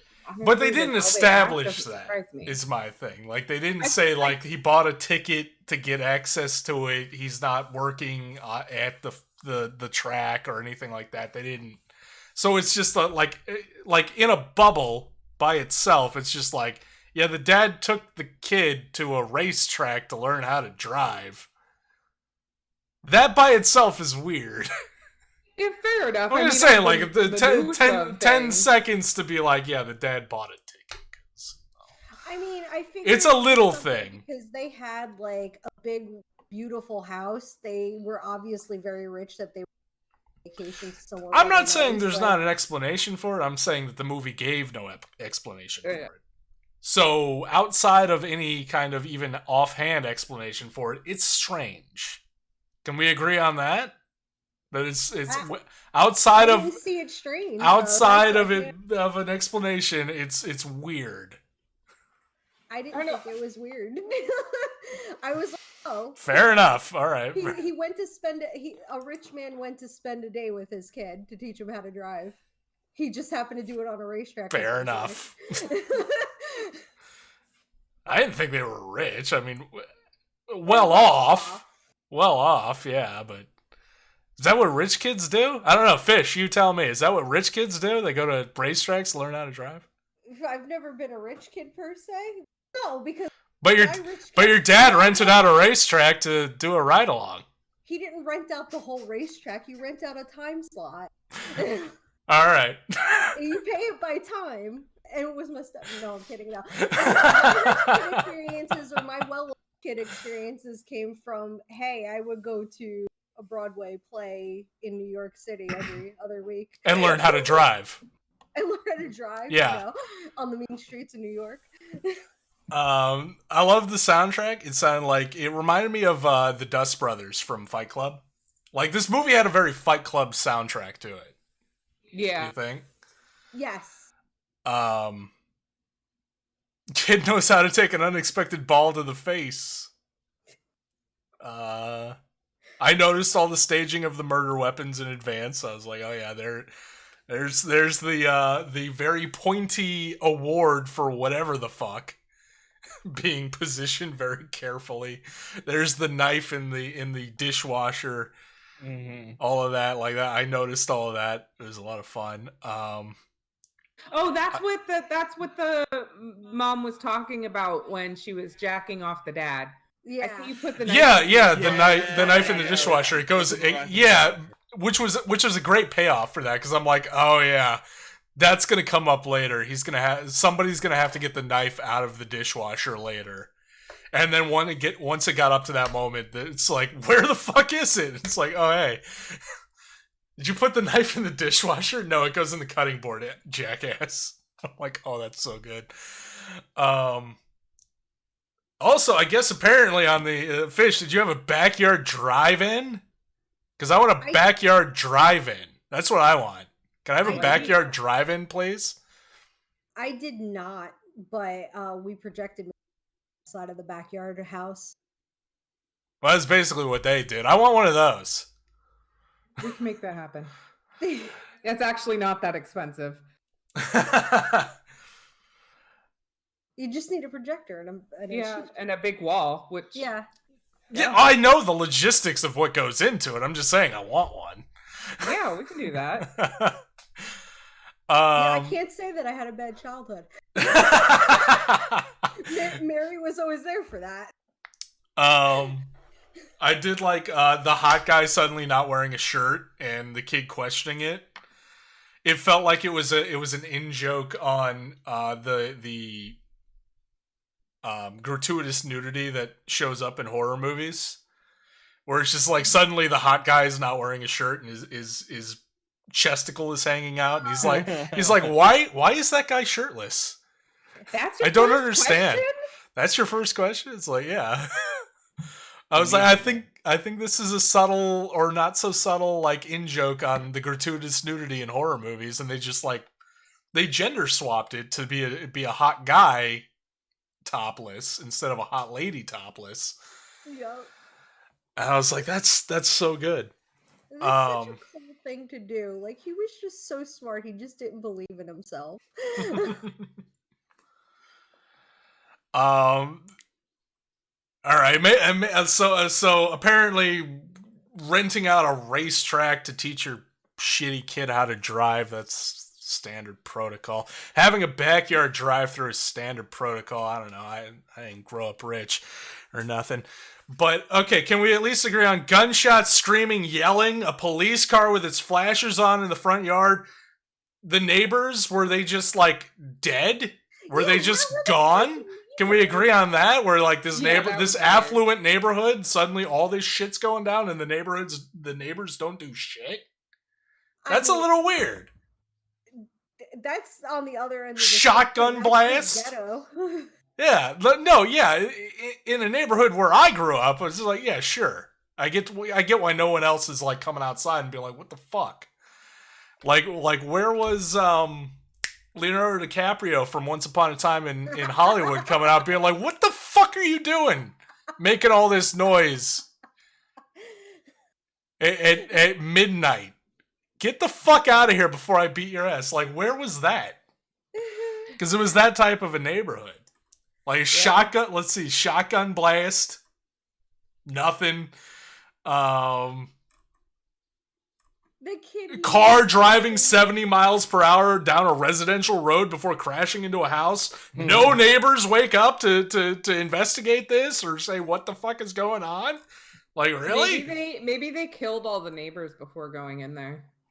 I doubt it. They were trying to keep as low a profile as possible. Yeah. Titty's flat personality's real good. Was that a line? I feel like that was a line. I wrote it down for some reason. Yeah. When she got shot in the tit. Oh yeah. She got shot in the tit and she was freaking out about it. Oh yeah, the black kid was talking about like his friend that was, or like some girl he knew, or Titty's flat personality is real good. Yeah. Yeah. Okay, that's why I wrote it down, because that guy was great. Oh, I heard the big lightning. Krakatoa thunder. I heard the Somebody was thunder. knocking on the Flashed on my door. screen. Yeah, I heard the thunder.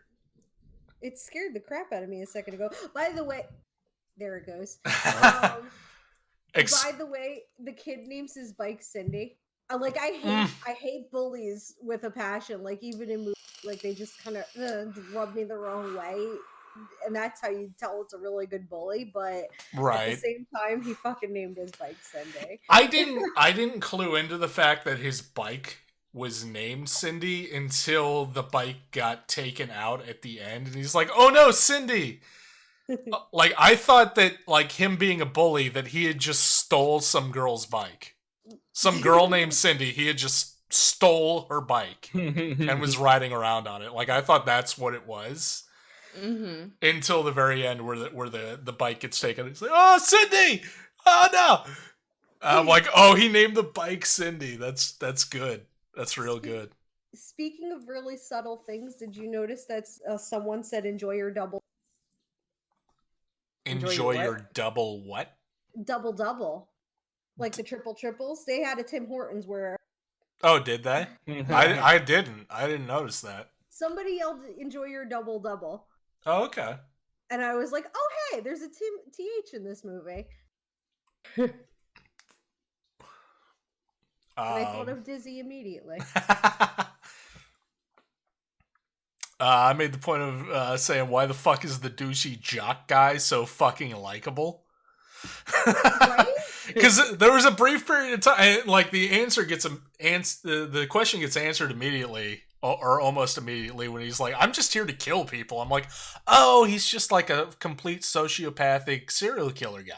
Okay, that makes sense. Ted Bundy. No wonder he's likable. But like in the period before, where he's like, "You got to stand up for yourself, Cole. Go tell that bully what's what." I'm like, I like this guy. Like, he's like really cool. His ideas were all right. Yeah, he was just a serial killer. No big deal. Like, outside of the whole serial killer thing, he was actually like kind of a cool guy.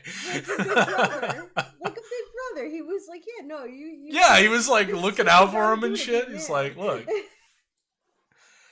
I did totally call that Cole was gonna overcome his fear of driving and drive the cool car into the devil babysitter. Yeah. But at the same time, once that moment arrived, I was like, they've manifested this in such a way that's so amazing and perfect that I don't care that I was like 3 steps ahead of you on this one movie, because the execution was so good. Right. With what did they play? What Queen song did they play? "We Are the Champions"? Yeah. Yeah. And the slow-mo and everything like that. I was like, this is beautiful. Yeah, it's a McG movie. McG was also the creator of Chuck, which the stylistic tones definitely bleed through. But yeah, no, I thought it was a good blend of serious horror and comedy. There was great gore in it and great kills. I particularly enjoyed him blowing up the creepy Asian schoolgirl in under the house. Yeah. And the whole the first explosion goes off, and then there's a beat, and then you hear her screaming, "I'm still alive, motherfucker!" And then the second explosion goes off that takes her out, and I'm like, that's so good. Great. But yeah, no, I enjoyed it. I very much. This was the only one this month that I hadn't previously seen, so it was kind of question marks for me. But like it stacks up with the other ones from this month. Look, I can pick out movies. In terms of like, yeah, I really enjoyed it. To the point that it made ranking stuff very difficult. Hannah May Lee, I've seen her before, the one that plays the Asian chick. I think the one that also plays Yuki in the Wolverine movie. Let me find out.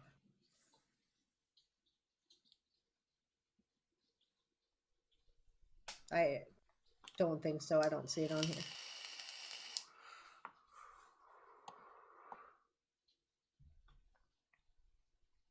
Oh, I actually just now saw Chupacabra's thing, but my shirt. So I can get a circle here. Is that in there? Can I see it? Yeah, it's in there. Yeah, okay. Yeah. It's a Stardew Valley death metal shirt. Yeah. So anyway, One Cut of the Dead, the final movie. So this one threw me for a loop. Same. Threw me for a loop. So the first 30 minutes I'm watching it, and I'm just like, okay, I can see why Boone enjoyed this. You know, he's a big fan of like the cheesy, campy movies, and I was like, and honestly, the acting isn't too bad, and I'm really enjoying the over the top acting, which I found I do love, especially in Japanese films, because they're just so fun. So ridiculous. But so I'm watching it, and I'm sitting because it was on Shutter, so I was able to put it up on the TV, and I sat on the couch and I was watching it, and it ends the first 30 minutes. Yeah. And I'm watching it, and I sat there and I was very confused, and I'm like, has it been an hour and a half? That's a really good pacing movie. Way to go.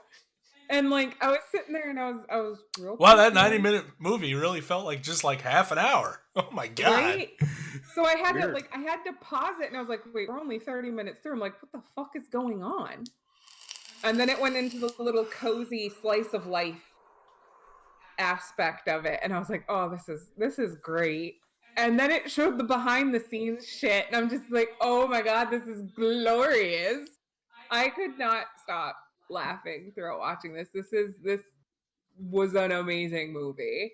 It was smart. It was brilliantly done. And it actually went by real well for me. Like, I know maybe the slice of life might have been slow for some, but like I enjoyed all of it. Like, all of it made it great. And just how they, like, looking back on it and just like, it was weird that they focused on her screaming for so long. Why are they doing this? That's a bit long. And then when the woman, the very short, older Japanese woman, oh my god, her facial features scare me a little bit. Very intense facial features. But when she's just like, don't you think they're focusing on that a bit too long? And I was just like, haha. They understand me. But like I just thought it was a movie within a movie within a movie within a movie within a movie times 12. Movie within a movie within a movie at the Movie very least. No, it was brilliant. It was really well done. It was hilarious. And just seeing everything in the back. It was like a documentary with a fucking actual little 30-minute movie in it. And I enjoyed the heck out of it. Good recommendation, Boone.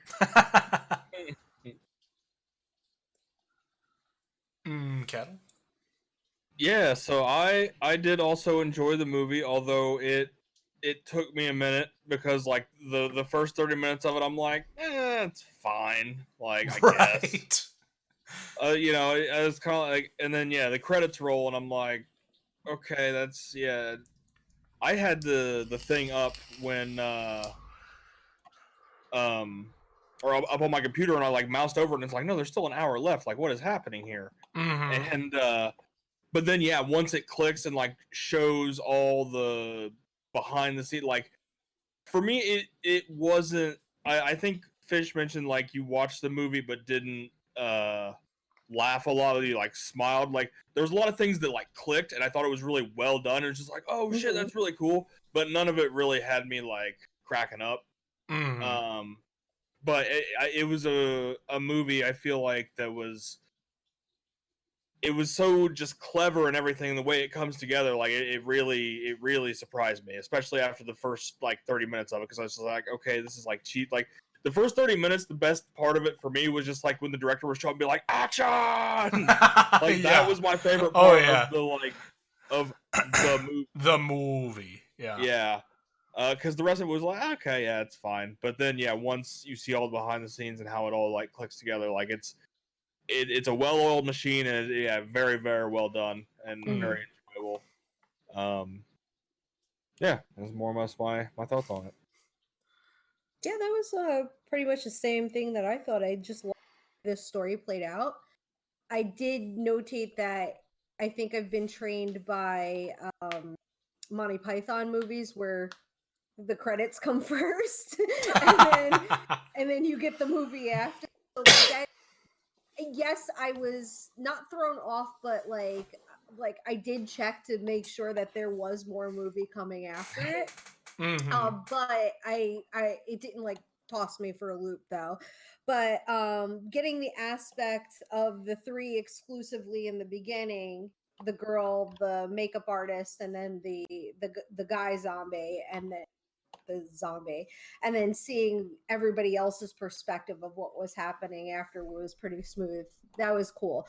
But no, I think it was a good movie for that, and I enjoyed it a lot. Like I can't say that I won't watch it again because I probably will.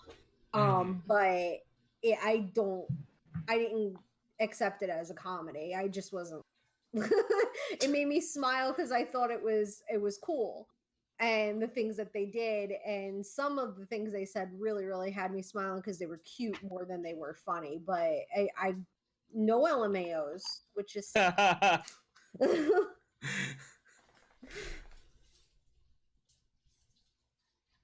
that was it. Yeah, I think at one point, wait, what did I say? Because when you think like it's the actual thing happening, because you can see the description on Shudder, the director's mad enough to not stop shooting when there's actual zombies. So I thought that's what was actually happening in the beginning until you see the rest of the movie. Yeah. When she got bit, I was like, oh, she's hiding that bite. She deserves to die. You don't do that. That's just like common zombie Curtis. Hide your bites. But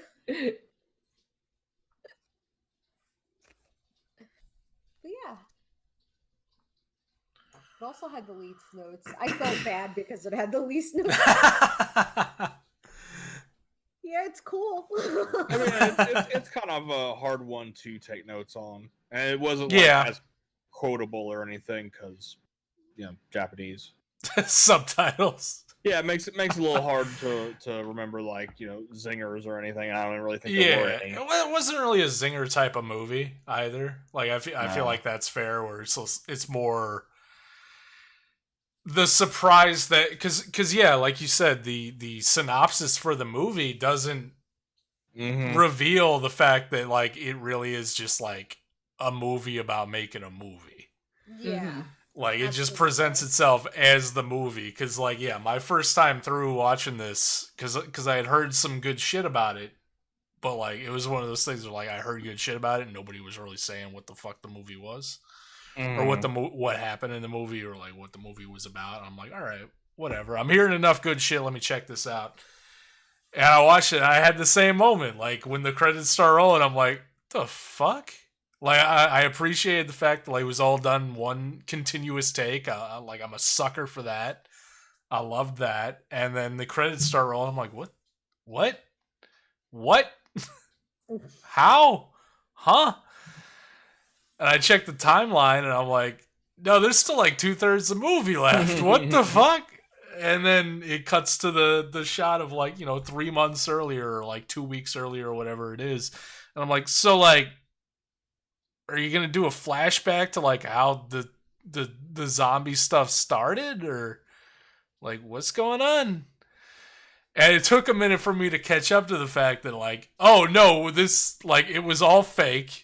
It's all just a zombie movie that was being made. None of it's real. And here's the back end of that. Here's how they did it. To the point that like the pre-production segment, like basically the middle third to me, like kind of slowed down a little bit. I was like, what the fuck? Because I was still like, what the fuck is going on? Like, is this actually a zombie movie, or is this just like a making of a zombie movie type thing? And it's a little slower in the middle half, for sure, because they're establishing all the characters that are going to play into the third act and everything like that. But once it got to the third act for me, like, it was the funniest shit ever. Like, I laughed my ass. Like, seeing all the back end behind the scenes of, like, how they set everything up and all the crazy shit that was going wrong. And then they have to, on the fly, like, figure out how to fix it, and, like, how it tied into the first third of, like, again, why there were so many, like, why the fuck? Like, initially watching it through, it's like, what? Why are you suddenly awkwardly talking about this makeup lady's hobbies? Like, that's weird. Like, right? Like, that seems really awkward and strange. Or, yeah, the shot of the girl screaming forever. I'm like, that's... Why are you, like, just focusing on her? Like, there's other stuff going on. And there were other moments throughout that were like that, and then to come full circle to the third act where it's like, this is why. This is why all that shit was so weird and awkward and stilted. Was a great payoff to that. Like, it was very, like, long form comedy where they set something up, you don't even know it's a joke, and then in the third act they're like, here's why that was the way it was, and here's why it's funny. Really worked for me. I loved the location for the zombie movie. Like, that location that they were shooting in was amazing. Like, it could be a legitimate horror movie location. Like, all the crazy weird architecture and everything like that. I absolutely loved that. Yeah. Roll credits 36 minutes in, cueing the universal first time watcher's reaction of what the fuck? Why is this not scrolling down? What the fuck? Hold on. There we go.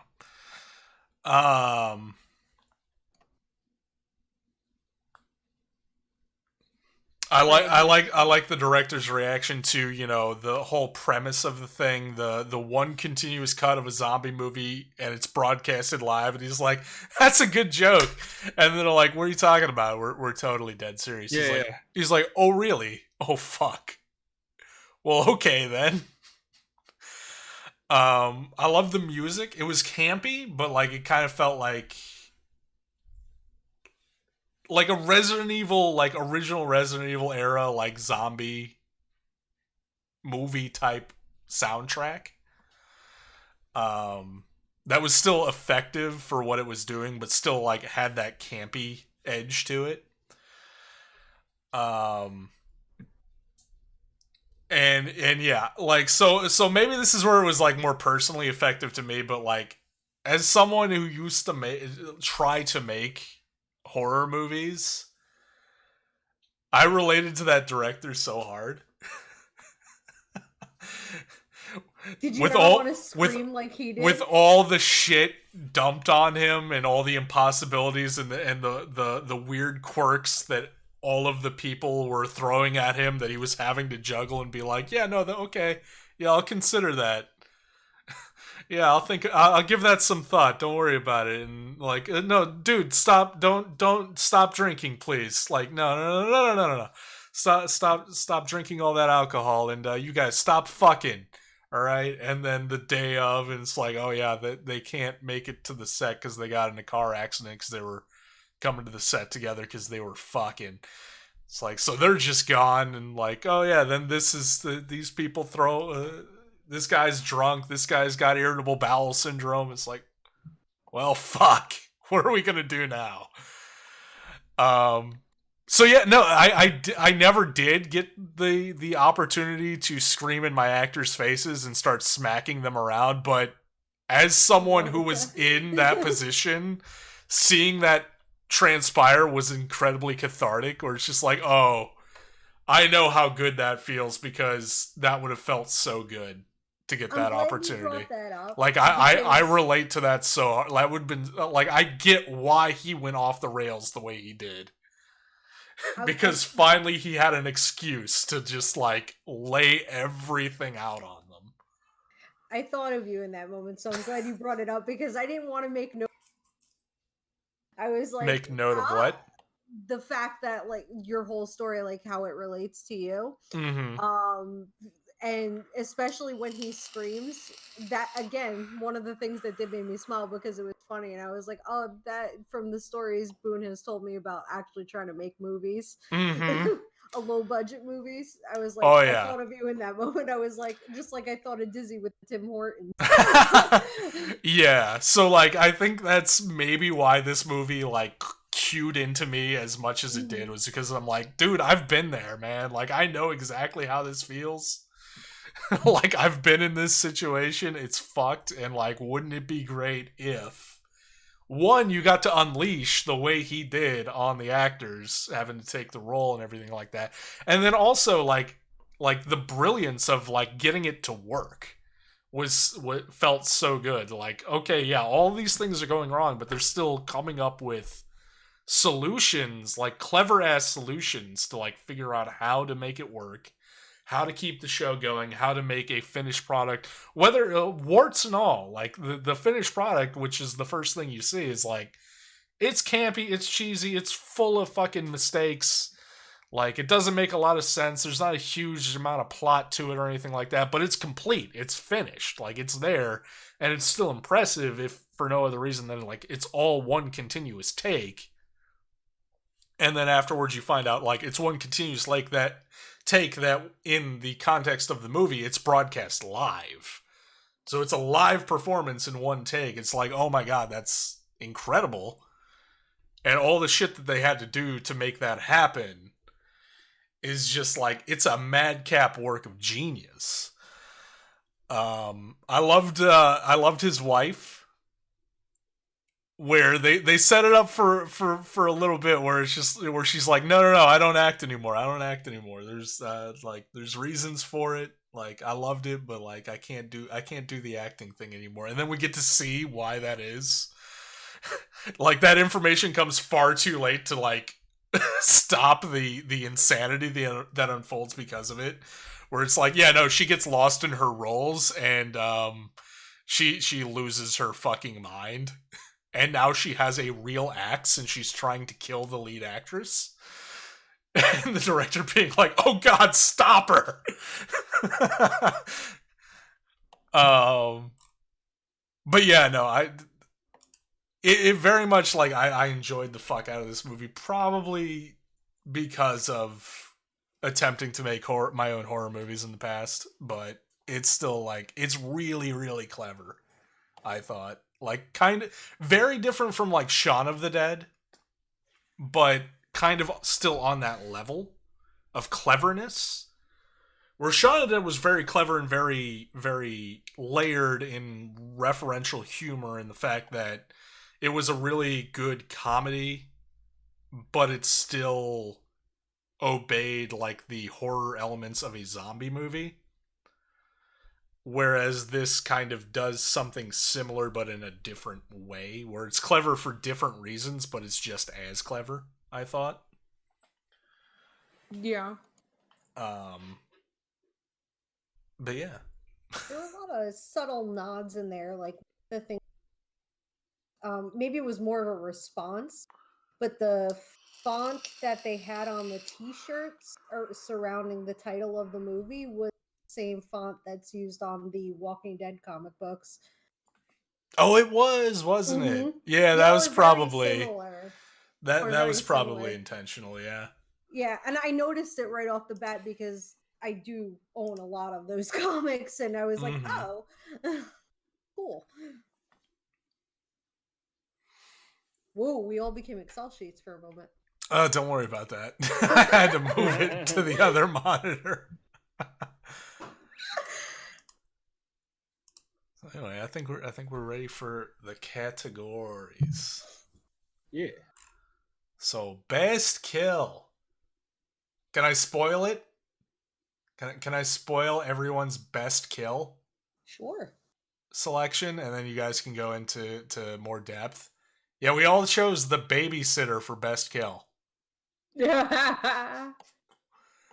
And I don't know, personally, I don't know what specifically kill, like I'm still alive, motherfucker, and the explosion that stood out, but every kill in the Babysitter was like so memorable and vivid that I couldn't not give it to the Babysitter. So that's Right? why I went with it. Neff? The Babysitter. No, I know. If you Oh, want to go yeah. into more detail on why. So it would have to be just the pure shock of when she's making out with the nerdy sacrifice, and then all of a sudden just whap, pow, pow, and you're just like, holy fuck, he just got stabbed in the head. That motherfucker dead. And also I like, driving through the fucking house. Like, that was just iconic. although she didn't die. Spoilers. True, she didn't. This is very true. I do like, specifically with the nerd sacrifice thing, I like how she stabbed him in the brain. Cut out. I like how she stabbed him in the brain, but Oh, he okay. was still alive for a little while. I did like that part of that kill. Kettle. Yeah, for me it was a mixture of the stab after making out, and then also the guy falling off of the ledgeway there, and just like the award going through his neck. Yeah, that was a good one. That one was probably my favorite. Fish. It was definitely her stabbing that nerd in the head. Yeah, fuck nerds, am I right? It was so fast, and it slapped me in the face. It was such a sweet, like, and I'm gonna use the word succulent kiss, and then all of a sudden, boom, right in the head, and I'm like, oh. And especially with Cole watching it, where he's like, I see myself as this older nerd character. Yes. And oh shit, like that could be me. And then the stab, and he's like, oh fuck. Absolutely. This is what she does to my kind. Because it meant so much too. Like you're saying, yeah, it meant so much. Like there was so much gravity to it, and I was just like, oh shit. Best characters. My choice was What We Do in the Shadows, because that movie is nothing but, like, there were other movies that, like, honestly, most of them were full of cool characters, but for my thing, What We Do in the Shadows, like, it had the most iconic characters. All of them felt like interesting individuals and everything like that. It is What We Do in the Shadows. Okay, now. Same here.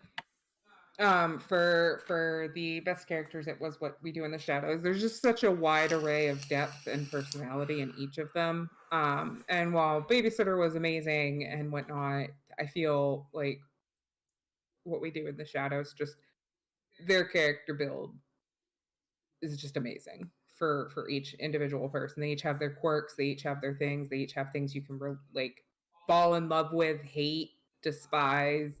find funny. And I just think it's fucking fantastic. You know, they make you feel for, as Fish called them, monsters, because they are monsters, but they make you feel for them, which is quite a thing, watching them like kill things and ask for weird things and they live in a dirty ass house, and one of them didn't do dishes for 5 years. I dragged him across the floor and I noticed the floor was clean. That's kind of like sweeping. Right? Fish? So, Or wait, kettle? yeah, no, kettle and then fish. Okay.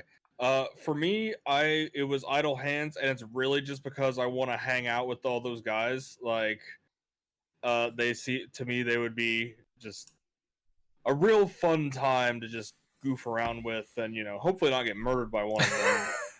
I mean, if you do, maybe you'll come back. Yeah. And you'll look like the Joker. So, yeah, if you get teach killed... them what is a grinder. There you go. If you do get killed, just remember, when you see the light and all the ladies singing, just come back. Oh, just be like, fuck it. It was like a long way. Way too far away. It's and way too far away. I don't listen to Enya, so... Yeah. Yeah, that's it for me. I was also What We Do in the Shadows, because of how the length of time it was. Yes, there's a big array of characters, but the length of time they spent on showing that character and that personality in each and every single person, even if it was just a short amount of time, that was just enough to reveal their characters and who they were really people. Right. Yeah, because like even the swearwolves, like we don't spend a lot of time with the werewolf characters, but they're still pretty vivid. Mm-hmm. Very colorful, yes. Mm-hmm. In vivid colors. But with all the swearing. Werewolves, not werewolves. Worst movie for me, it was, and this was almost a no vote. I think I added one in at the last minute, because I genuinely loved all 4 of the movies from this month. But for me, it was The Babysitter, and honestly, like that could change. Like of all of them, these were all 10 out of 10s. The Babysitter was a 9 out of 10 for me. And I feel like it's down to prestige. I had seen all the other ones before, and I knew that I liked them. I saw this one for the first time, and I very much enjoyed it, but I haven't sat with it enough to really like let it sink in and decide whether or not it's on that level. So like again, if I had to pick one out of the 4, that was the one. Neff? So mine is Idle Hands, and it's purely because of Jessica Alba. Oh no. I can't. She ruins it. Like, I really cannot stand her being like, go model some clothes. Go make money and be pretty that way. Don't stop acting. Stop it. Just stop. Yeah, that's basically what it comes down to with Idle Hands. Jessica Alba. Kettle. I also had Idle Hands as the worst because while I do love it and it has a place in my heart, I do recognize that it's not particularly great. And it's, kind of a generic stoner comedy in a lot of ways, but I enjoy it, but I of the movies, I definitely think it would be the worst. But I also loved all of them too, so I only put this down as the worst movie simply because I had to choose one, but 2, again, I just didn't find it funny. Was One Cut of the Dead, but other than that, it was like I really did enjoy it. Comfiest movie. This one for me was Idle Hands, because again, like I think this also ties into like the prestige of it. I saw this movie right when it first came out. I've seen it a bunch of times since then. And it's just like it's a comfortable movie. Like it's definitely the type of movie I would put on and just, zone out to and enjoy. Neff. The Babysitter was the comfiest movie. I just enjoy it. It makes me happy. I enjoy the horror aspect with it because it really wasn't scary. But like I enjoy the like campy horror film with like a lot of heart. It's got a lot of heart, and I think that's what makes it so comfy for me. Cattle. For me, it was What We Do in the Shadows, just because like that dry type of British humor to me is just kind of like, oh, that's calming. I can settle in and watch you guys be like, just goofy and dry and like just the way they are, Mm-hmm. Yeah, but I also think most of them were comfy. Like this was. We all had humdingers this month, I tell you. It was a good month. Humdingers. It was a very good Humdingers. month for movies. Yeah. Fish. I had idle hands because it was just so. It was the type of movie I grew up with, and I'm just so surprised I never saw it before. It was just so like if I like Kettle said earlier, I think it was Kettle. I would hang out with these guys and chill with them. And I would teach them how to grind, but like on a skateboard. Sure, and and it was just I would hang out with him. But again, any movie Seth Green is in, usually his character is like, yeah, I'd hang out with you. You're pretty chill. Scariest movie.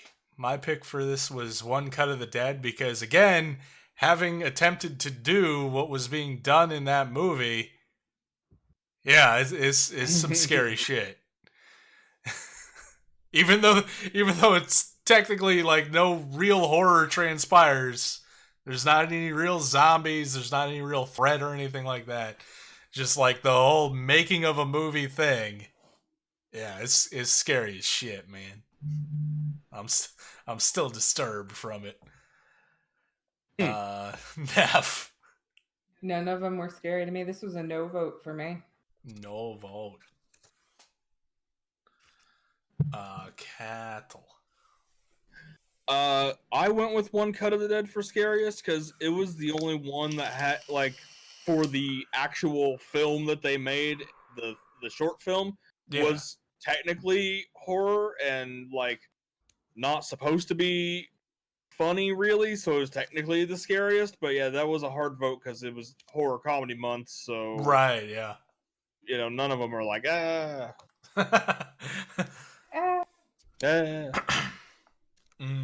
Shiny Scrum. I actually put the Babysitter down because Max's scene, and this is my most disturbing movie too. I'm just gonna say it because it was the same for both. Max's scene where he is chasing that kid down felt very, very predator prey like, and that on a base level like frightened me a little bit. I was kind of like, ugh. If I were in that situation, I don't think I'd make it out as well as Cole did. You just drop to the ground and let him trip over you. Only this time, please actually hit his dick. I've got you missed my dick. I got a really big dick. I don't believe you. Yeah, but he scared the shit out of me. Like I believed him. Like he literally. You believe that he had a big dick? Yeah, that too. I mean, he had a big everything else. So maybe. He did have some big hands. I did look. Oh. But anyway, no, he. I believed him when he said he was just there to kill people, and it was that serial killer Ted Bundy type of creepiness that freaked me out and disturbed me. So yeah, most disturbing movie for me. It was a no vote. None of them really disturbed me. Neff? Idle Hands, Jessica Alba. There we go. Disturbs me. I think you specified Jessica Alba dancing.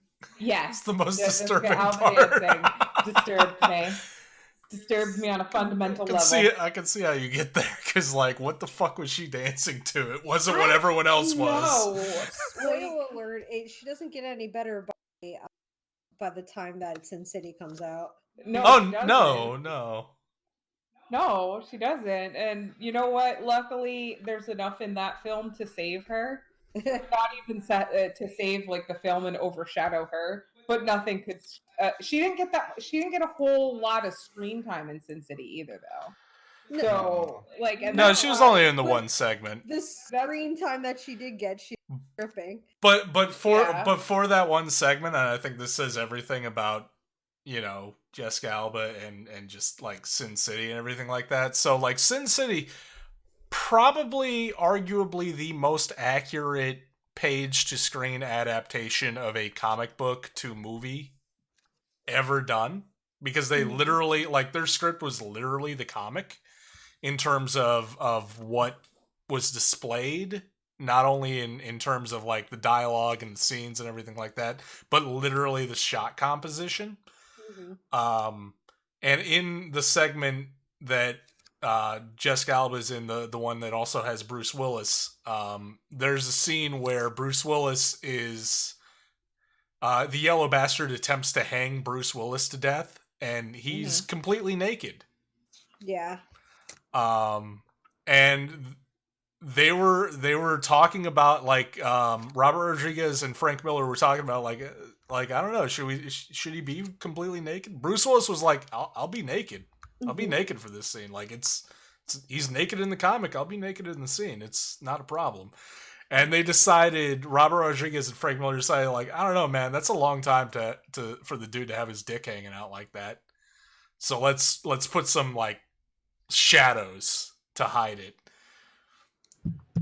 Compared to Jessica Alba, who plays a stripper, Nancy Callahan, who's very naked in the comics, and she's like, nah. Nah. Give me a body double. Nah, I'm not gonna get naked. Then why sign up for the role? Yeah. Because she's cute and give me money. Yeah. Essentially. I mean, why hire her onto that body? Robert Rodriguez really, from what I understand from the behind the scenes, Robert Rodriguez really wanted to work with her for some reason. Yeah. I don't know. But you know what the best movie with Jessica Alba in it is? Machete Kills. Yes, because she dies within the first 5 minutes. Hey, anyway, most disturbing movie, Kettle. I also went with One Cut of the Dead, kind of tying into the scariest of it. It's like, well, yeah, I mean, it's zombies and slicing up and killing. Although I do really like Fish's call on the sociopaths and the babysitter. So that's also a good one. But yeah, I went with One Cut of the Dead just to tie into the scariness of zombies, if it was actually a real thing. Right. Sleeper hit. For me, it was One Cut of the Dead, because, again, I had heard good things about it before going into it, but I didn't know shit about the movie. And it was a pleasant, delightful surprise. Neff. Sleeper hit was One Cut of the Dead for me. I feel like I didn't even hear about it before you. I mean, Babysitter got a lot because it was done by Netflix. What We Do in the Shadows slowly started getting a cult following. Idle Hands clearly has a following, just based on nostalgia, Seth Green being in it, stoner movies. Stoner movies always have a pretty decent, like, I mean, think Half-Baked. So, like, it really was a sleeper hit. I feel like it was really well done, and people should definitely watch it. Don't let the subtitles stop you.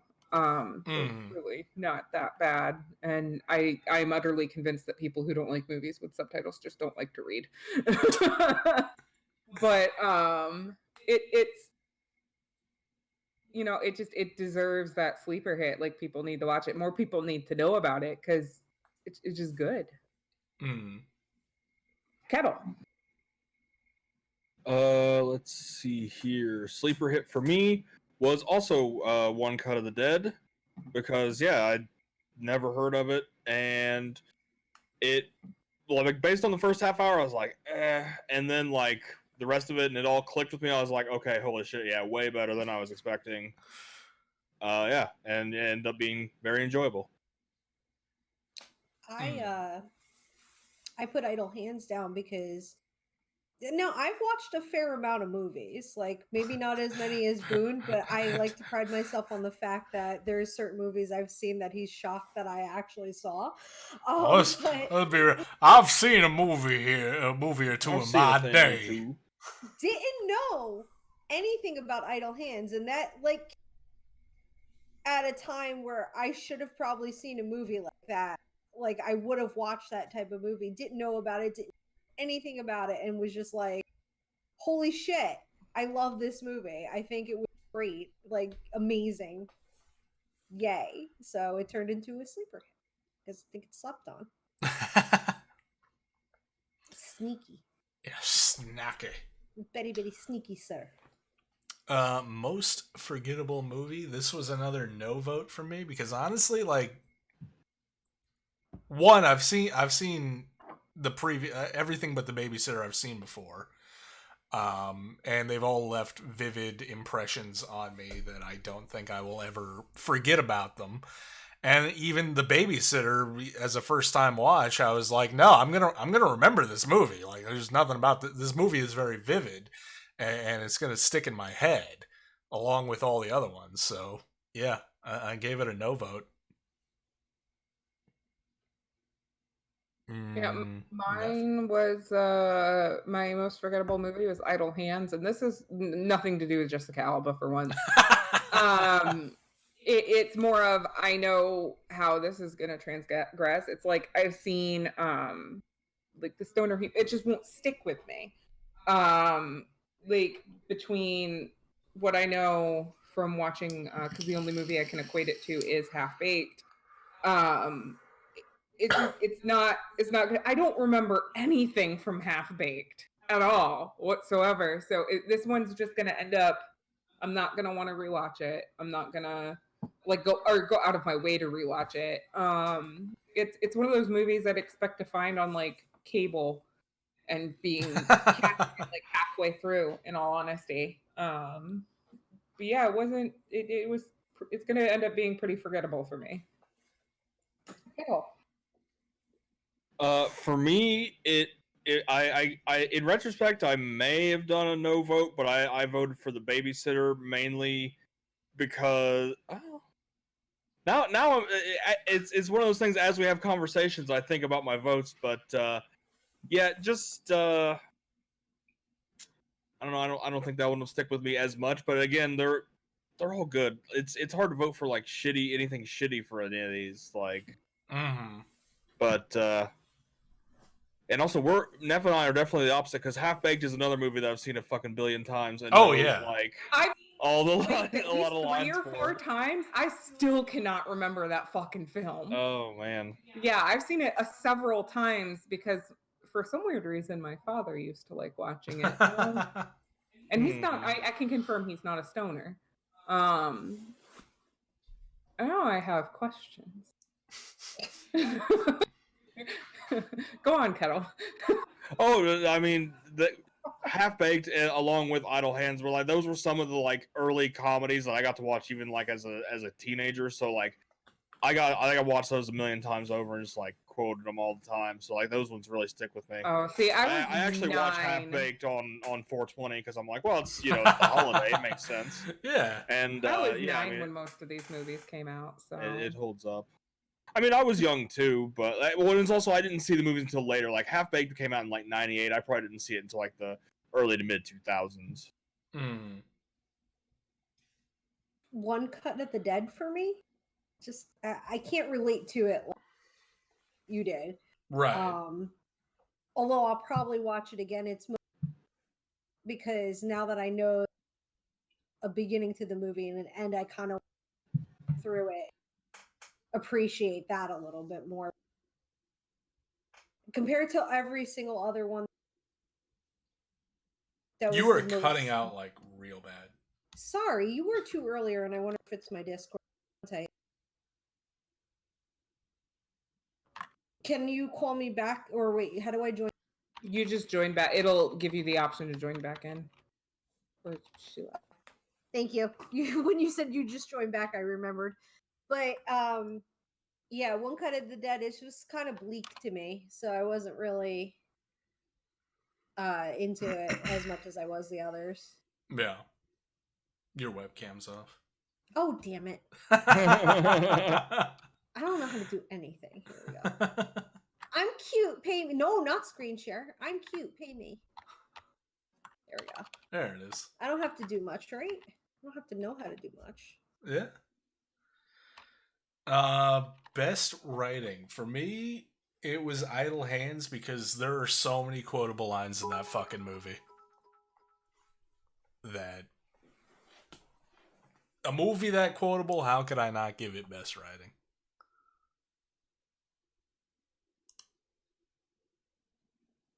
Neff? Yeah, you cut out. You cut out real bad. Oh, well. And he's back. Oh, I'm sitting here waiting for my webcam to show up on the Discord call, and I'm like, oh right, that just doesn't happen. No, best writing for me was Idle Hands because it's got so many quotable lines in it that, like, how could I not give something that quotable? Like however many years, 1999 to 2020, I'm still quoting that movie. So yeah, that's best writing for me. Best writing for me had to be One Cut of the Dead, and the reason being is just the intricacies of it and how much the acting within the acting was. Like it was really good. Just how much planning had to be done, like how much, like that last final segment where they're following people around filming them, and they're acting in that too, and it's just it amazes me. Exarkin, thank you for the raid. Sorry, it happened while I was talking, so I figured I'd address it. Zarkin, thank you for the raid. So just that movie within a movie is, I don't know, I feel like that takes a lot of forethought to know, okay, so at this spot, this is where they're doing this, which is also where they're doing this. Mm-hmm. And it amazed me. When I sat down and I was kind of digesting it. So yeah, best writing, One Cut of the Dead. Kettle. I also went with One Cut of the Dead for the same reasons, because like while we didn't have a whole lot of really quotable things, it just everything was so intricate and came together so nicely that so much forethought had to go into that. And as much as I love Idle Hand Zingers, Go Go Buffalo, like Jesus Christ! Yeah, I gotta give the award to One Cut of the Dead for that. I went with What We Do in the Shadows because just like everything we've praised it on before, the writing is just wonderful to me. To be able to pull you along in the story and make you care that much about the characters. Yes, it'll have a lot to do with the acting, but the foundation of that acting is the writing. Mm-hmm. And then best gore. I went with The Babysitter because it had some delightful gore. Nerd getting stabbed in the head. One-titted cheerleader chick getting her head exploded. Like, there was some great gore in there. And it was well done gore as well. Neff. Best gore for me, honestly, was Idle Hands, surprisingly enough. I felt like Babysitter had a lot of good stuff, but I was also taking into consideration like the time. And honestly, like the hand being like severed off and running around was really good. Yeah. And just how the people were killed. Like, I was like, this is actually really good gore we got going on here. Eldon Henson's severed head, like the severed head effects, were also really good in that. Right? Yeah, especially with like how his like all of it, like the special effects for like the decapitation and the dehanditation. Mm-hmm. It was a hand job. The hand job effects. uh, like everything, um, like everything was actually really well done. Like that was probably the highlight for me for Idle Hands. Kettle. Kettle. Also, Idle Hands. We're agreeing on a lot tonight. Hey. I really love the makeup with the bottle effect and Seth Green's head. Oh yeah.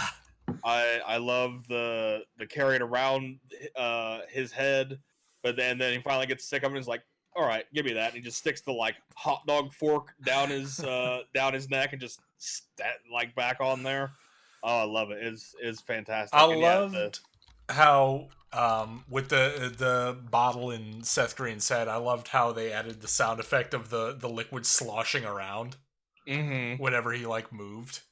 That was very good. Yeah, that's my pick for that. Best score was Babysitter for me. There's just so many good, like, I can't agree with Boone. There's just so many good deaths in there, but especially that first one where, ding, I just love that whole scene. Like, it just completely threw me off from everything. I literally think my note before that was best babysitter ever, and then she did that.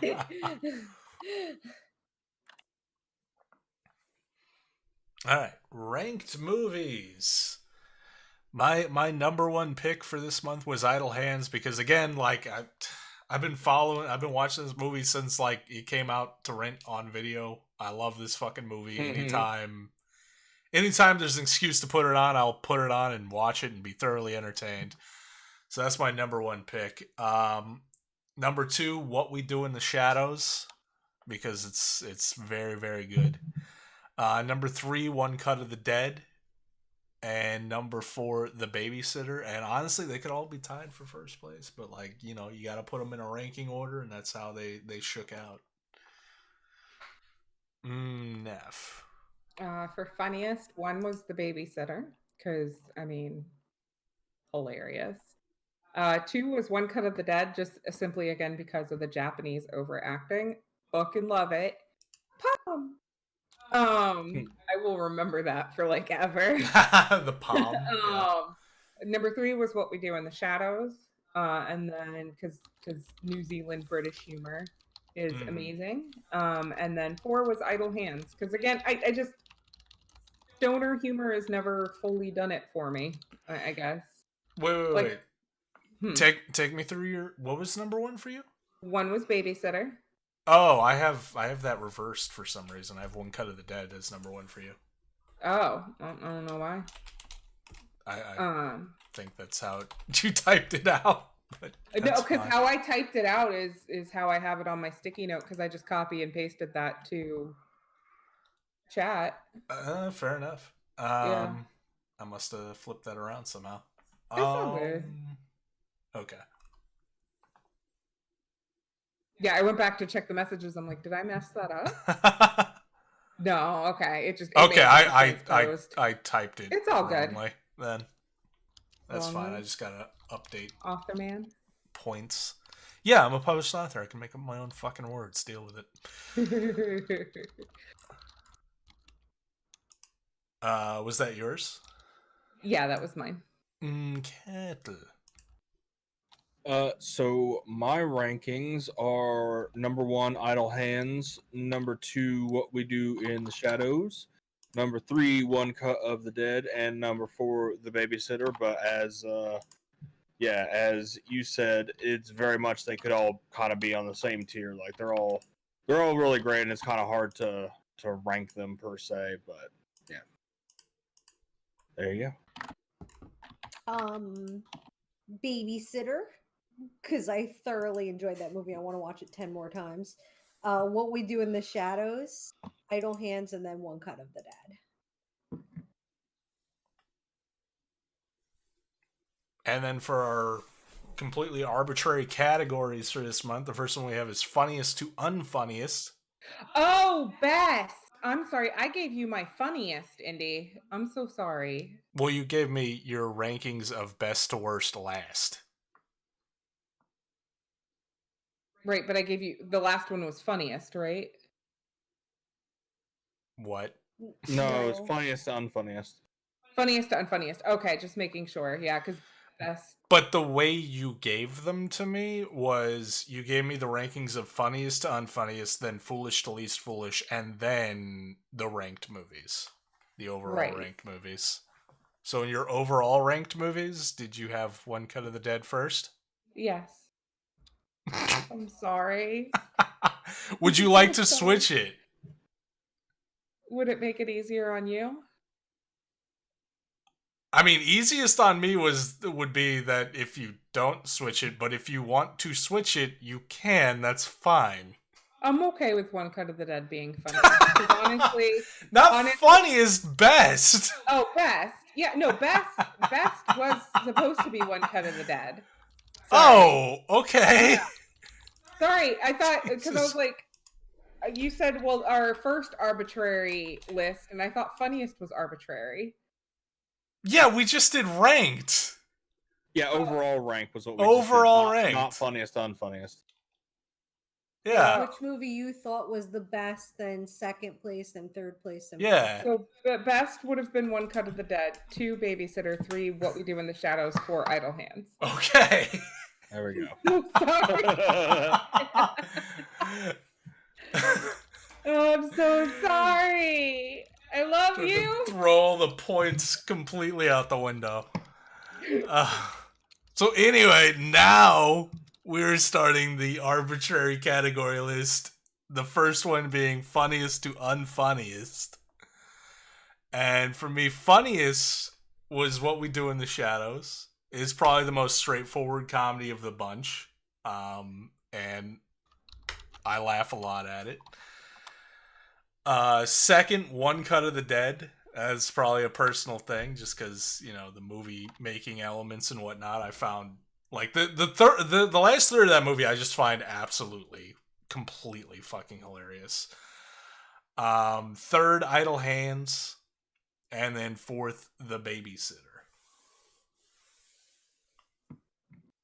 Neff. Make sure you're drawing from the right list. Funny, it was what it was before I messed up. So it's The Babysitter, One Cut of the Dead, What We Do in the Shadows, Idle Hands. Okay. Yep.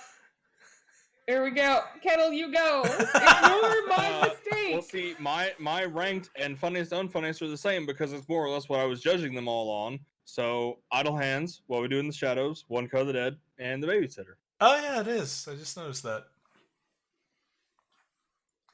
Fish? According to my LMAO scale, The Babysitter again had 16 LMAOs. Idle Hands was right after it, though. I think I had like 14 and a half for that 14. Half You only, a laugh, Fish. you only laughed half your ass off. Yeah. I started to laugh, and then I was like, oh shit, at one point, and I can't remember what it was. I think it was the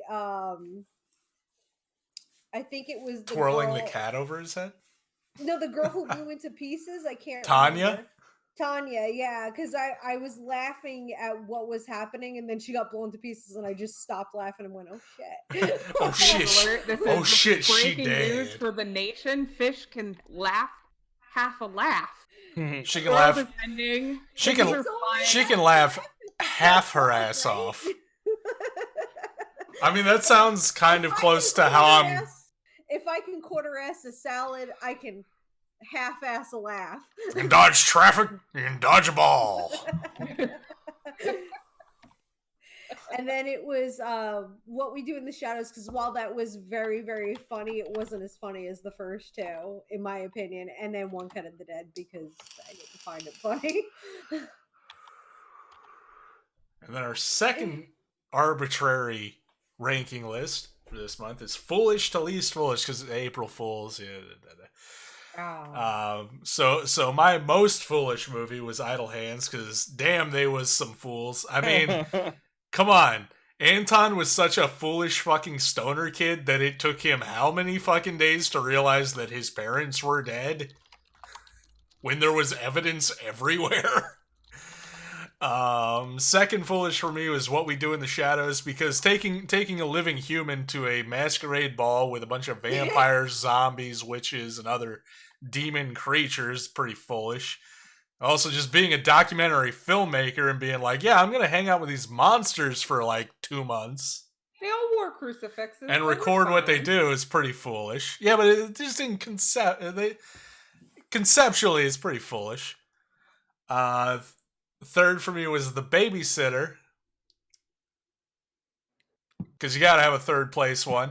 And least foolish was one cut. Least foolish for me was One Cut of the Dead, because, like, listen, like, there were some fools involved in the making of that whole thing, but at the same time, the level of genius to overcome the foolishness outweighed it to me. Nav.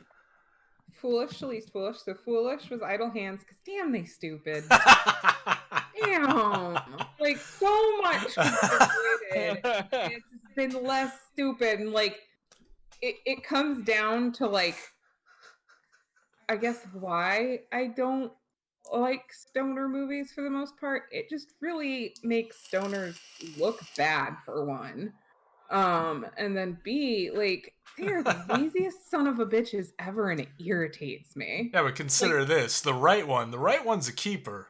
I use it to do all sorts of stuff. Change the channel, pack the bowl, relieve stress, the right one's a keeper. The right one's a keeper. Number 2, foolish was One Cut of the Dead. Reason being is because, oh my god, some of them actors.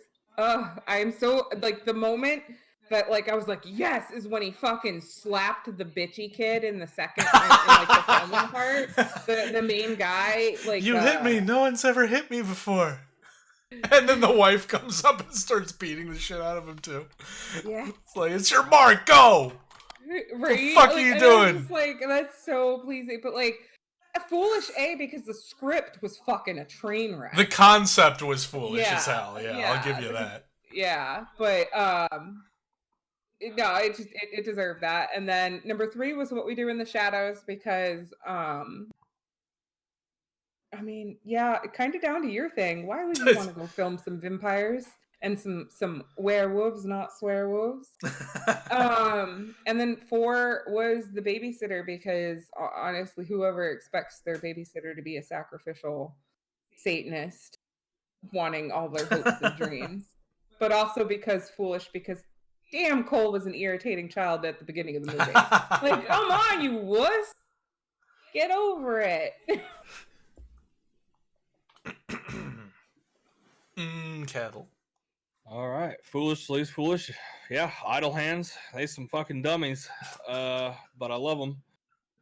Then What We Do in the Shadows, because yeah, they're a special sort. They're a special group. And then The Babysitter, and then One Cut of the Dead. Those two were kind of in the same place. But I put One Cut of the Dead below it, just because, like, I don't think there was anybody in there that was, like, outright stupid. So, like, it I counted it like that. My arbitrary vote. Yosh. One Cut of the Dead, simply because I thought a lot of foolish stuff was happening, and then it revealed itself. But even that, the stuff afterward was really, like, each of the, like, the whole slapping scene that you guys went over too. Yeah.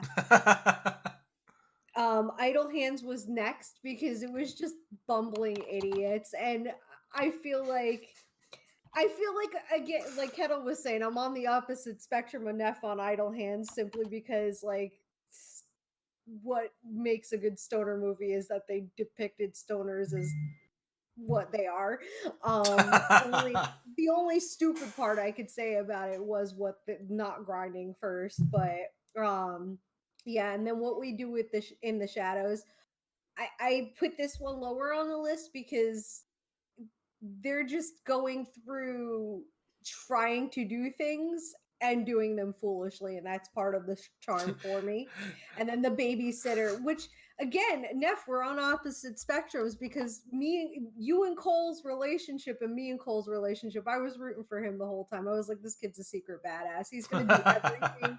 He's gonna come around and he's gonna come to age and be everything that like he didn't do before. Or didn't know how to do before. He just needs a little confidence boost. And I don't think anything he did was foolish. I thought he was smart in every single move he made when he was getting away.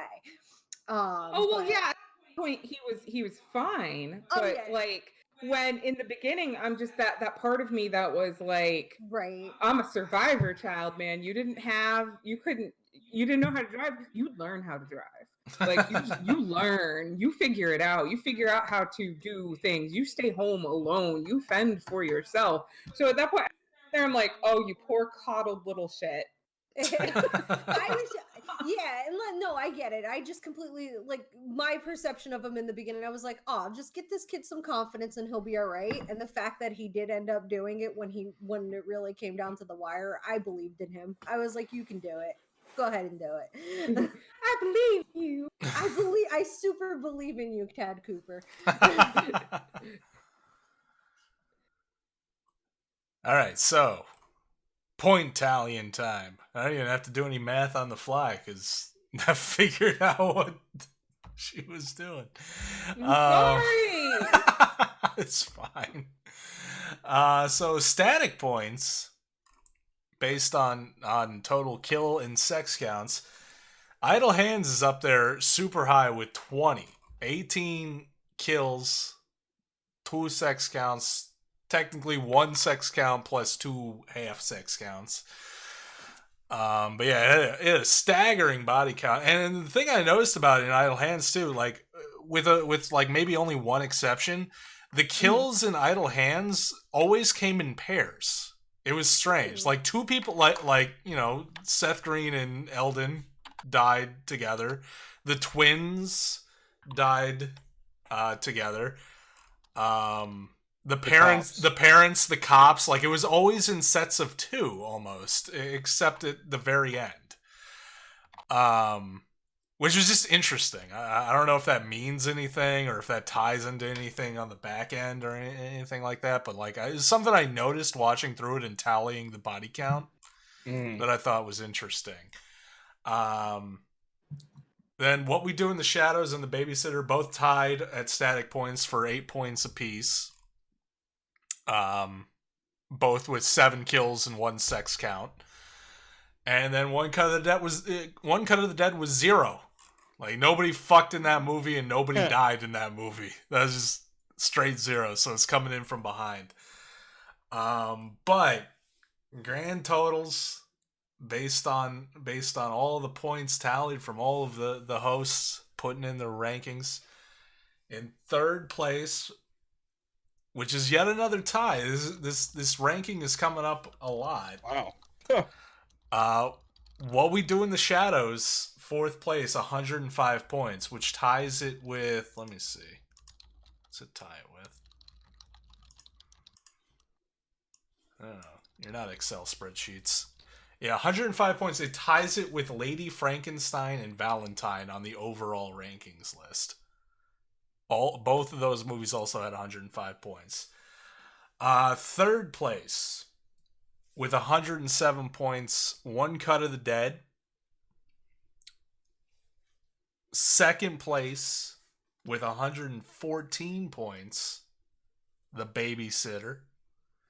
And then taking the win for this month with 159 points, which is nothing to sneeze at. It puts it in the total rankings. It's number 3. Wow. Idle Hands. Wow. Which means Kettle wins. For this I month. truly did not expect that. I didn't know what to expect. Like with these movies in the rotation, I was like, I don't know what's gonna win.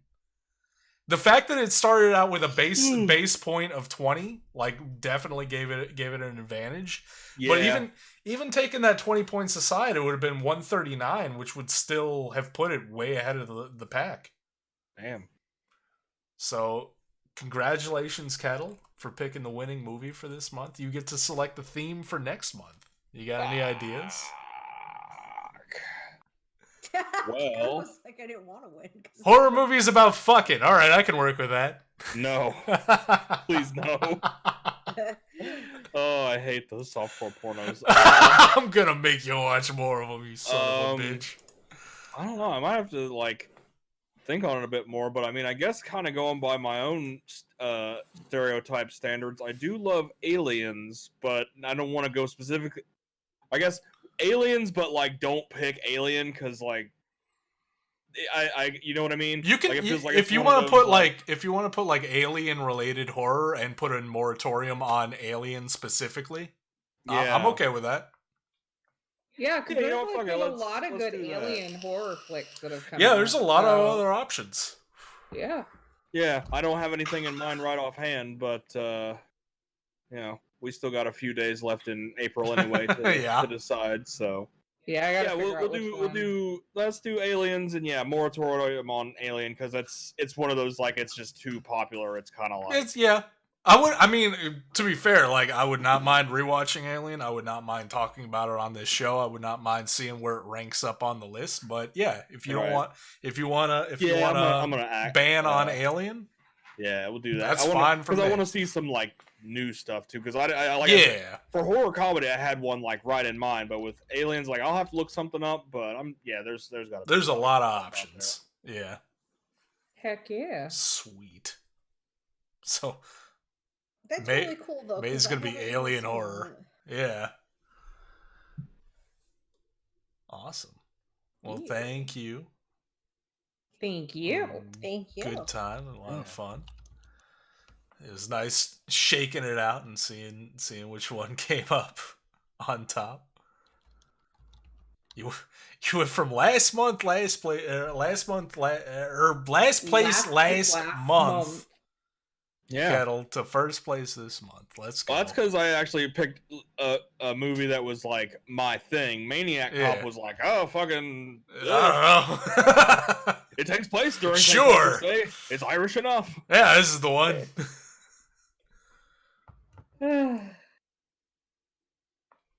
But yeah, that'll do it, I guess, for Spookshow Syndicate for this month. So yeah, tune in next month. We don't know what movies we're watching yet. For sure, we're gonna have to do some research on that. But it's gonna be alien-related horror. Yeah. That will be the 29th of May, 9 p.m. Eastern Standard Time sharp. There we go.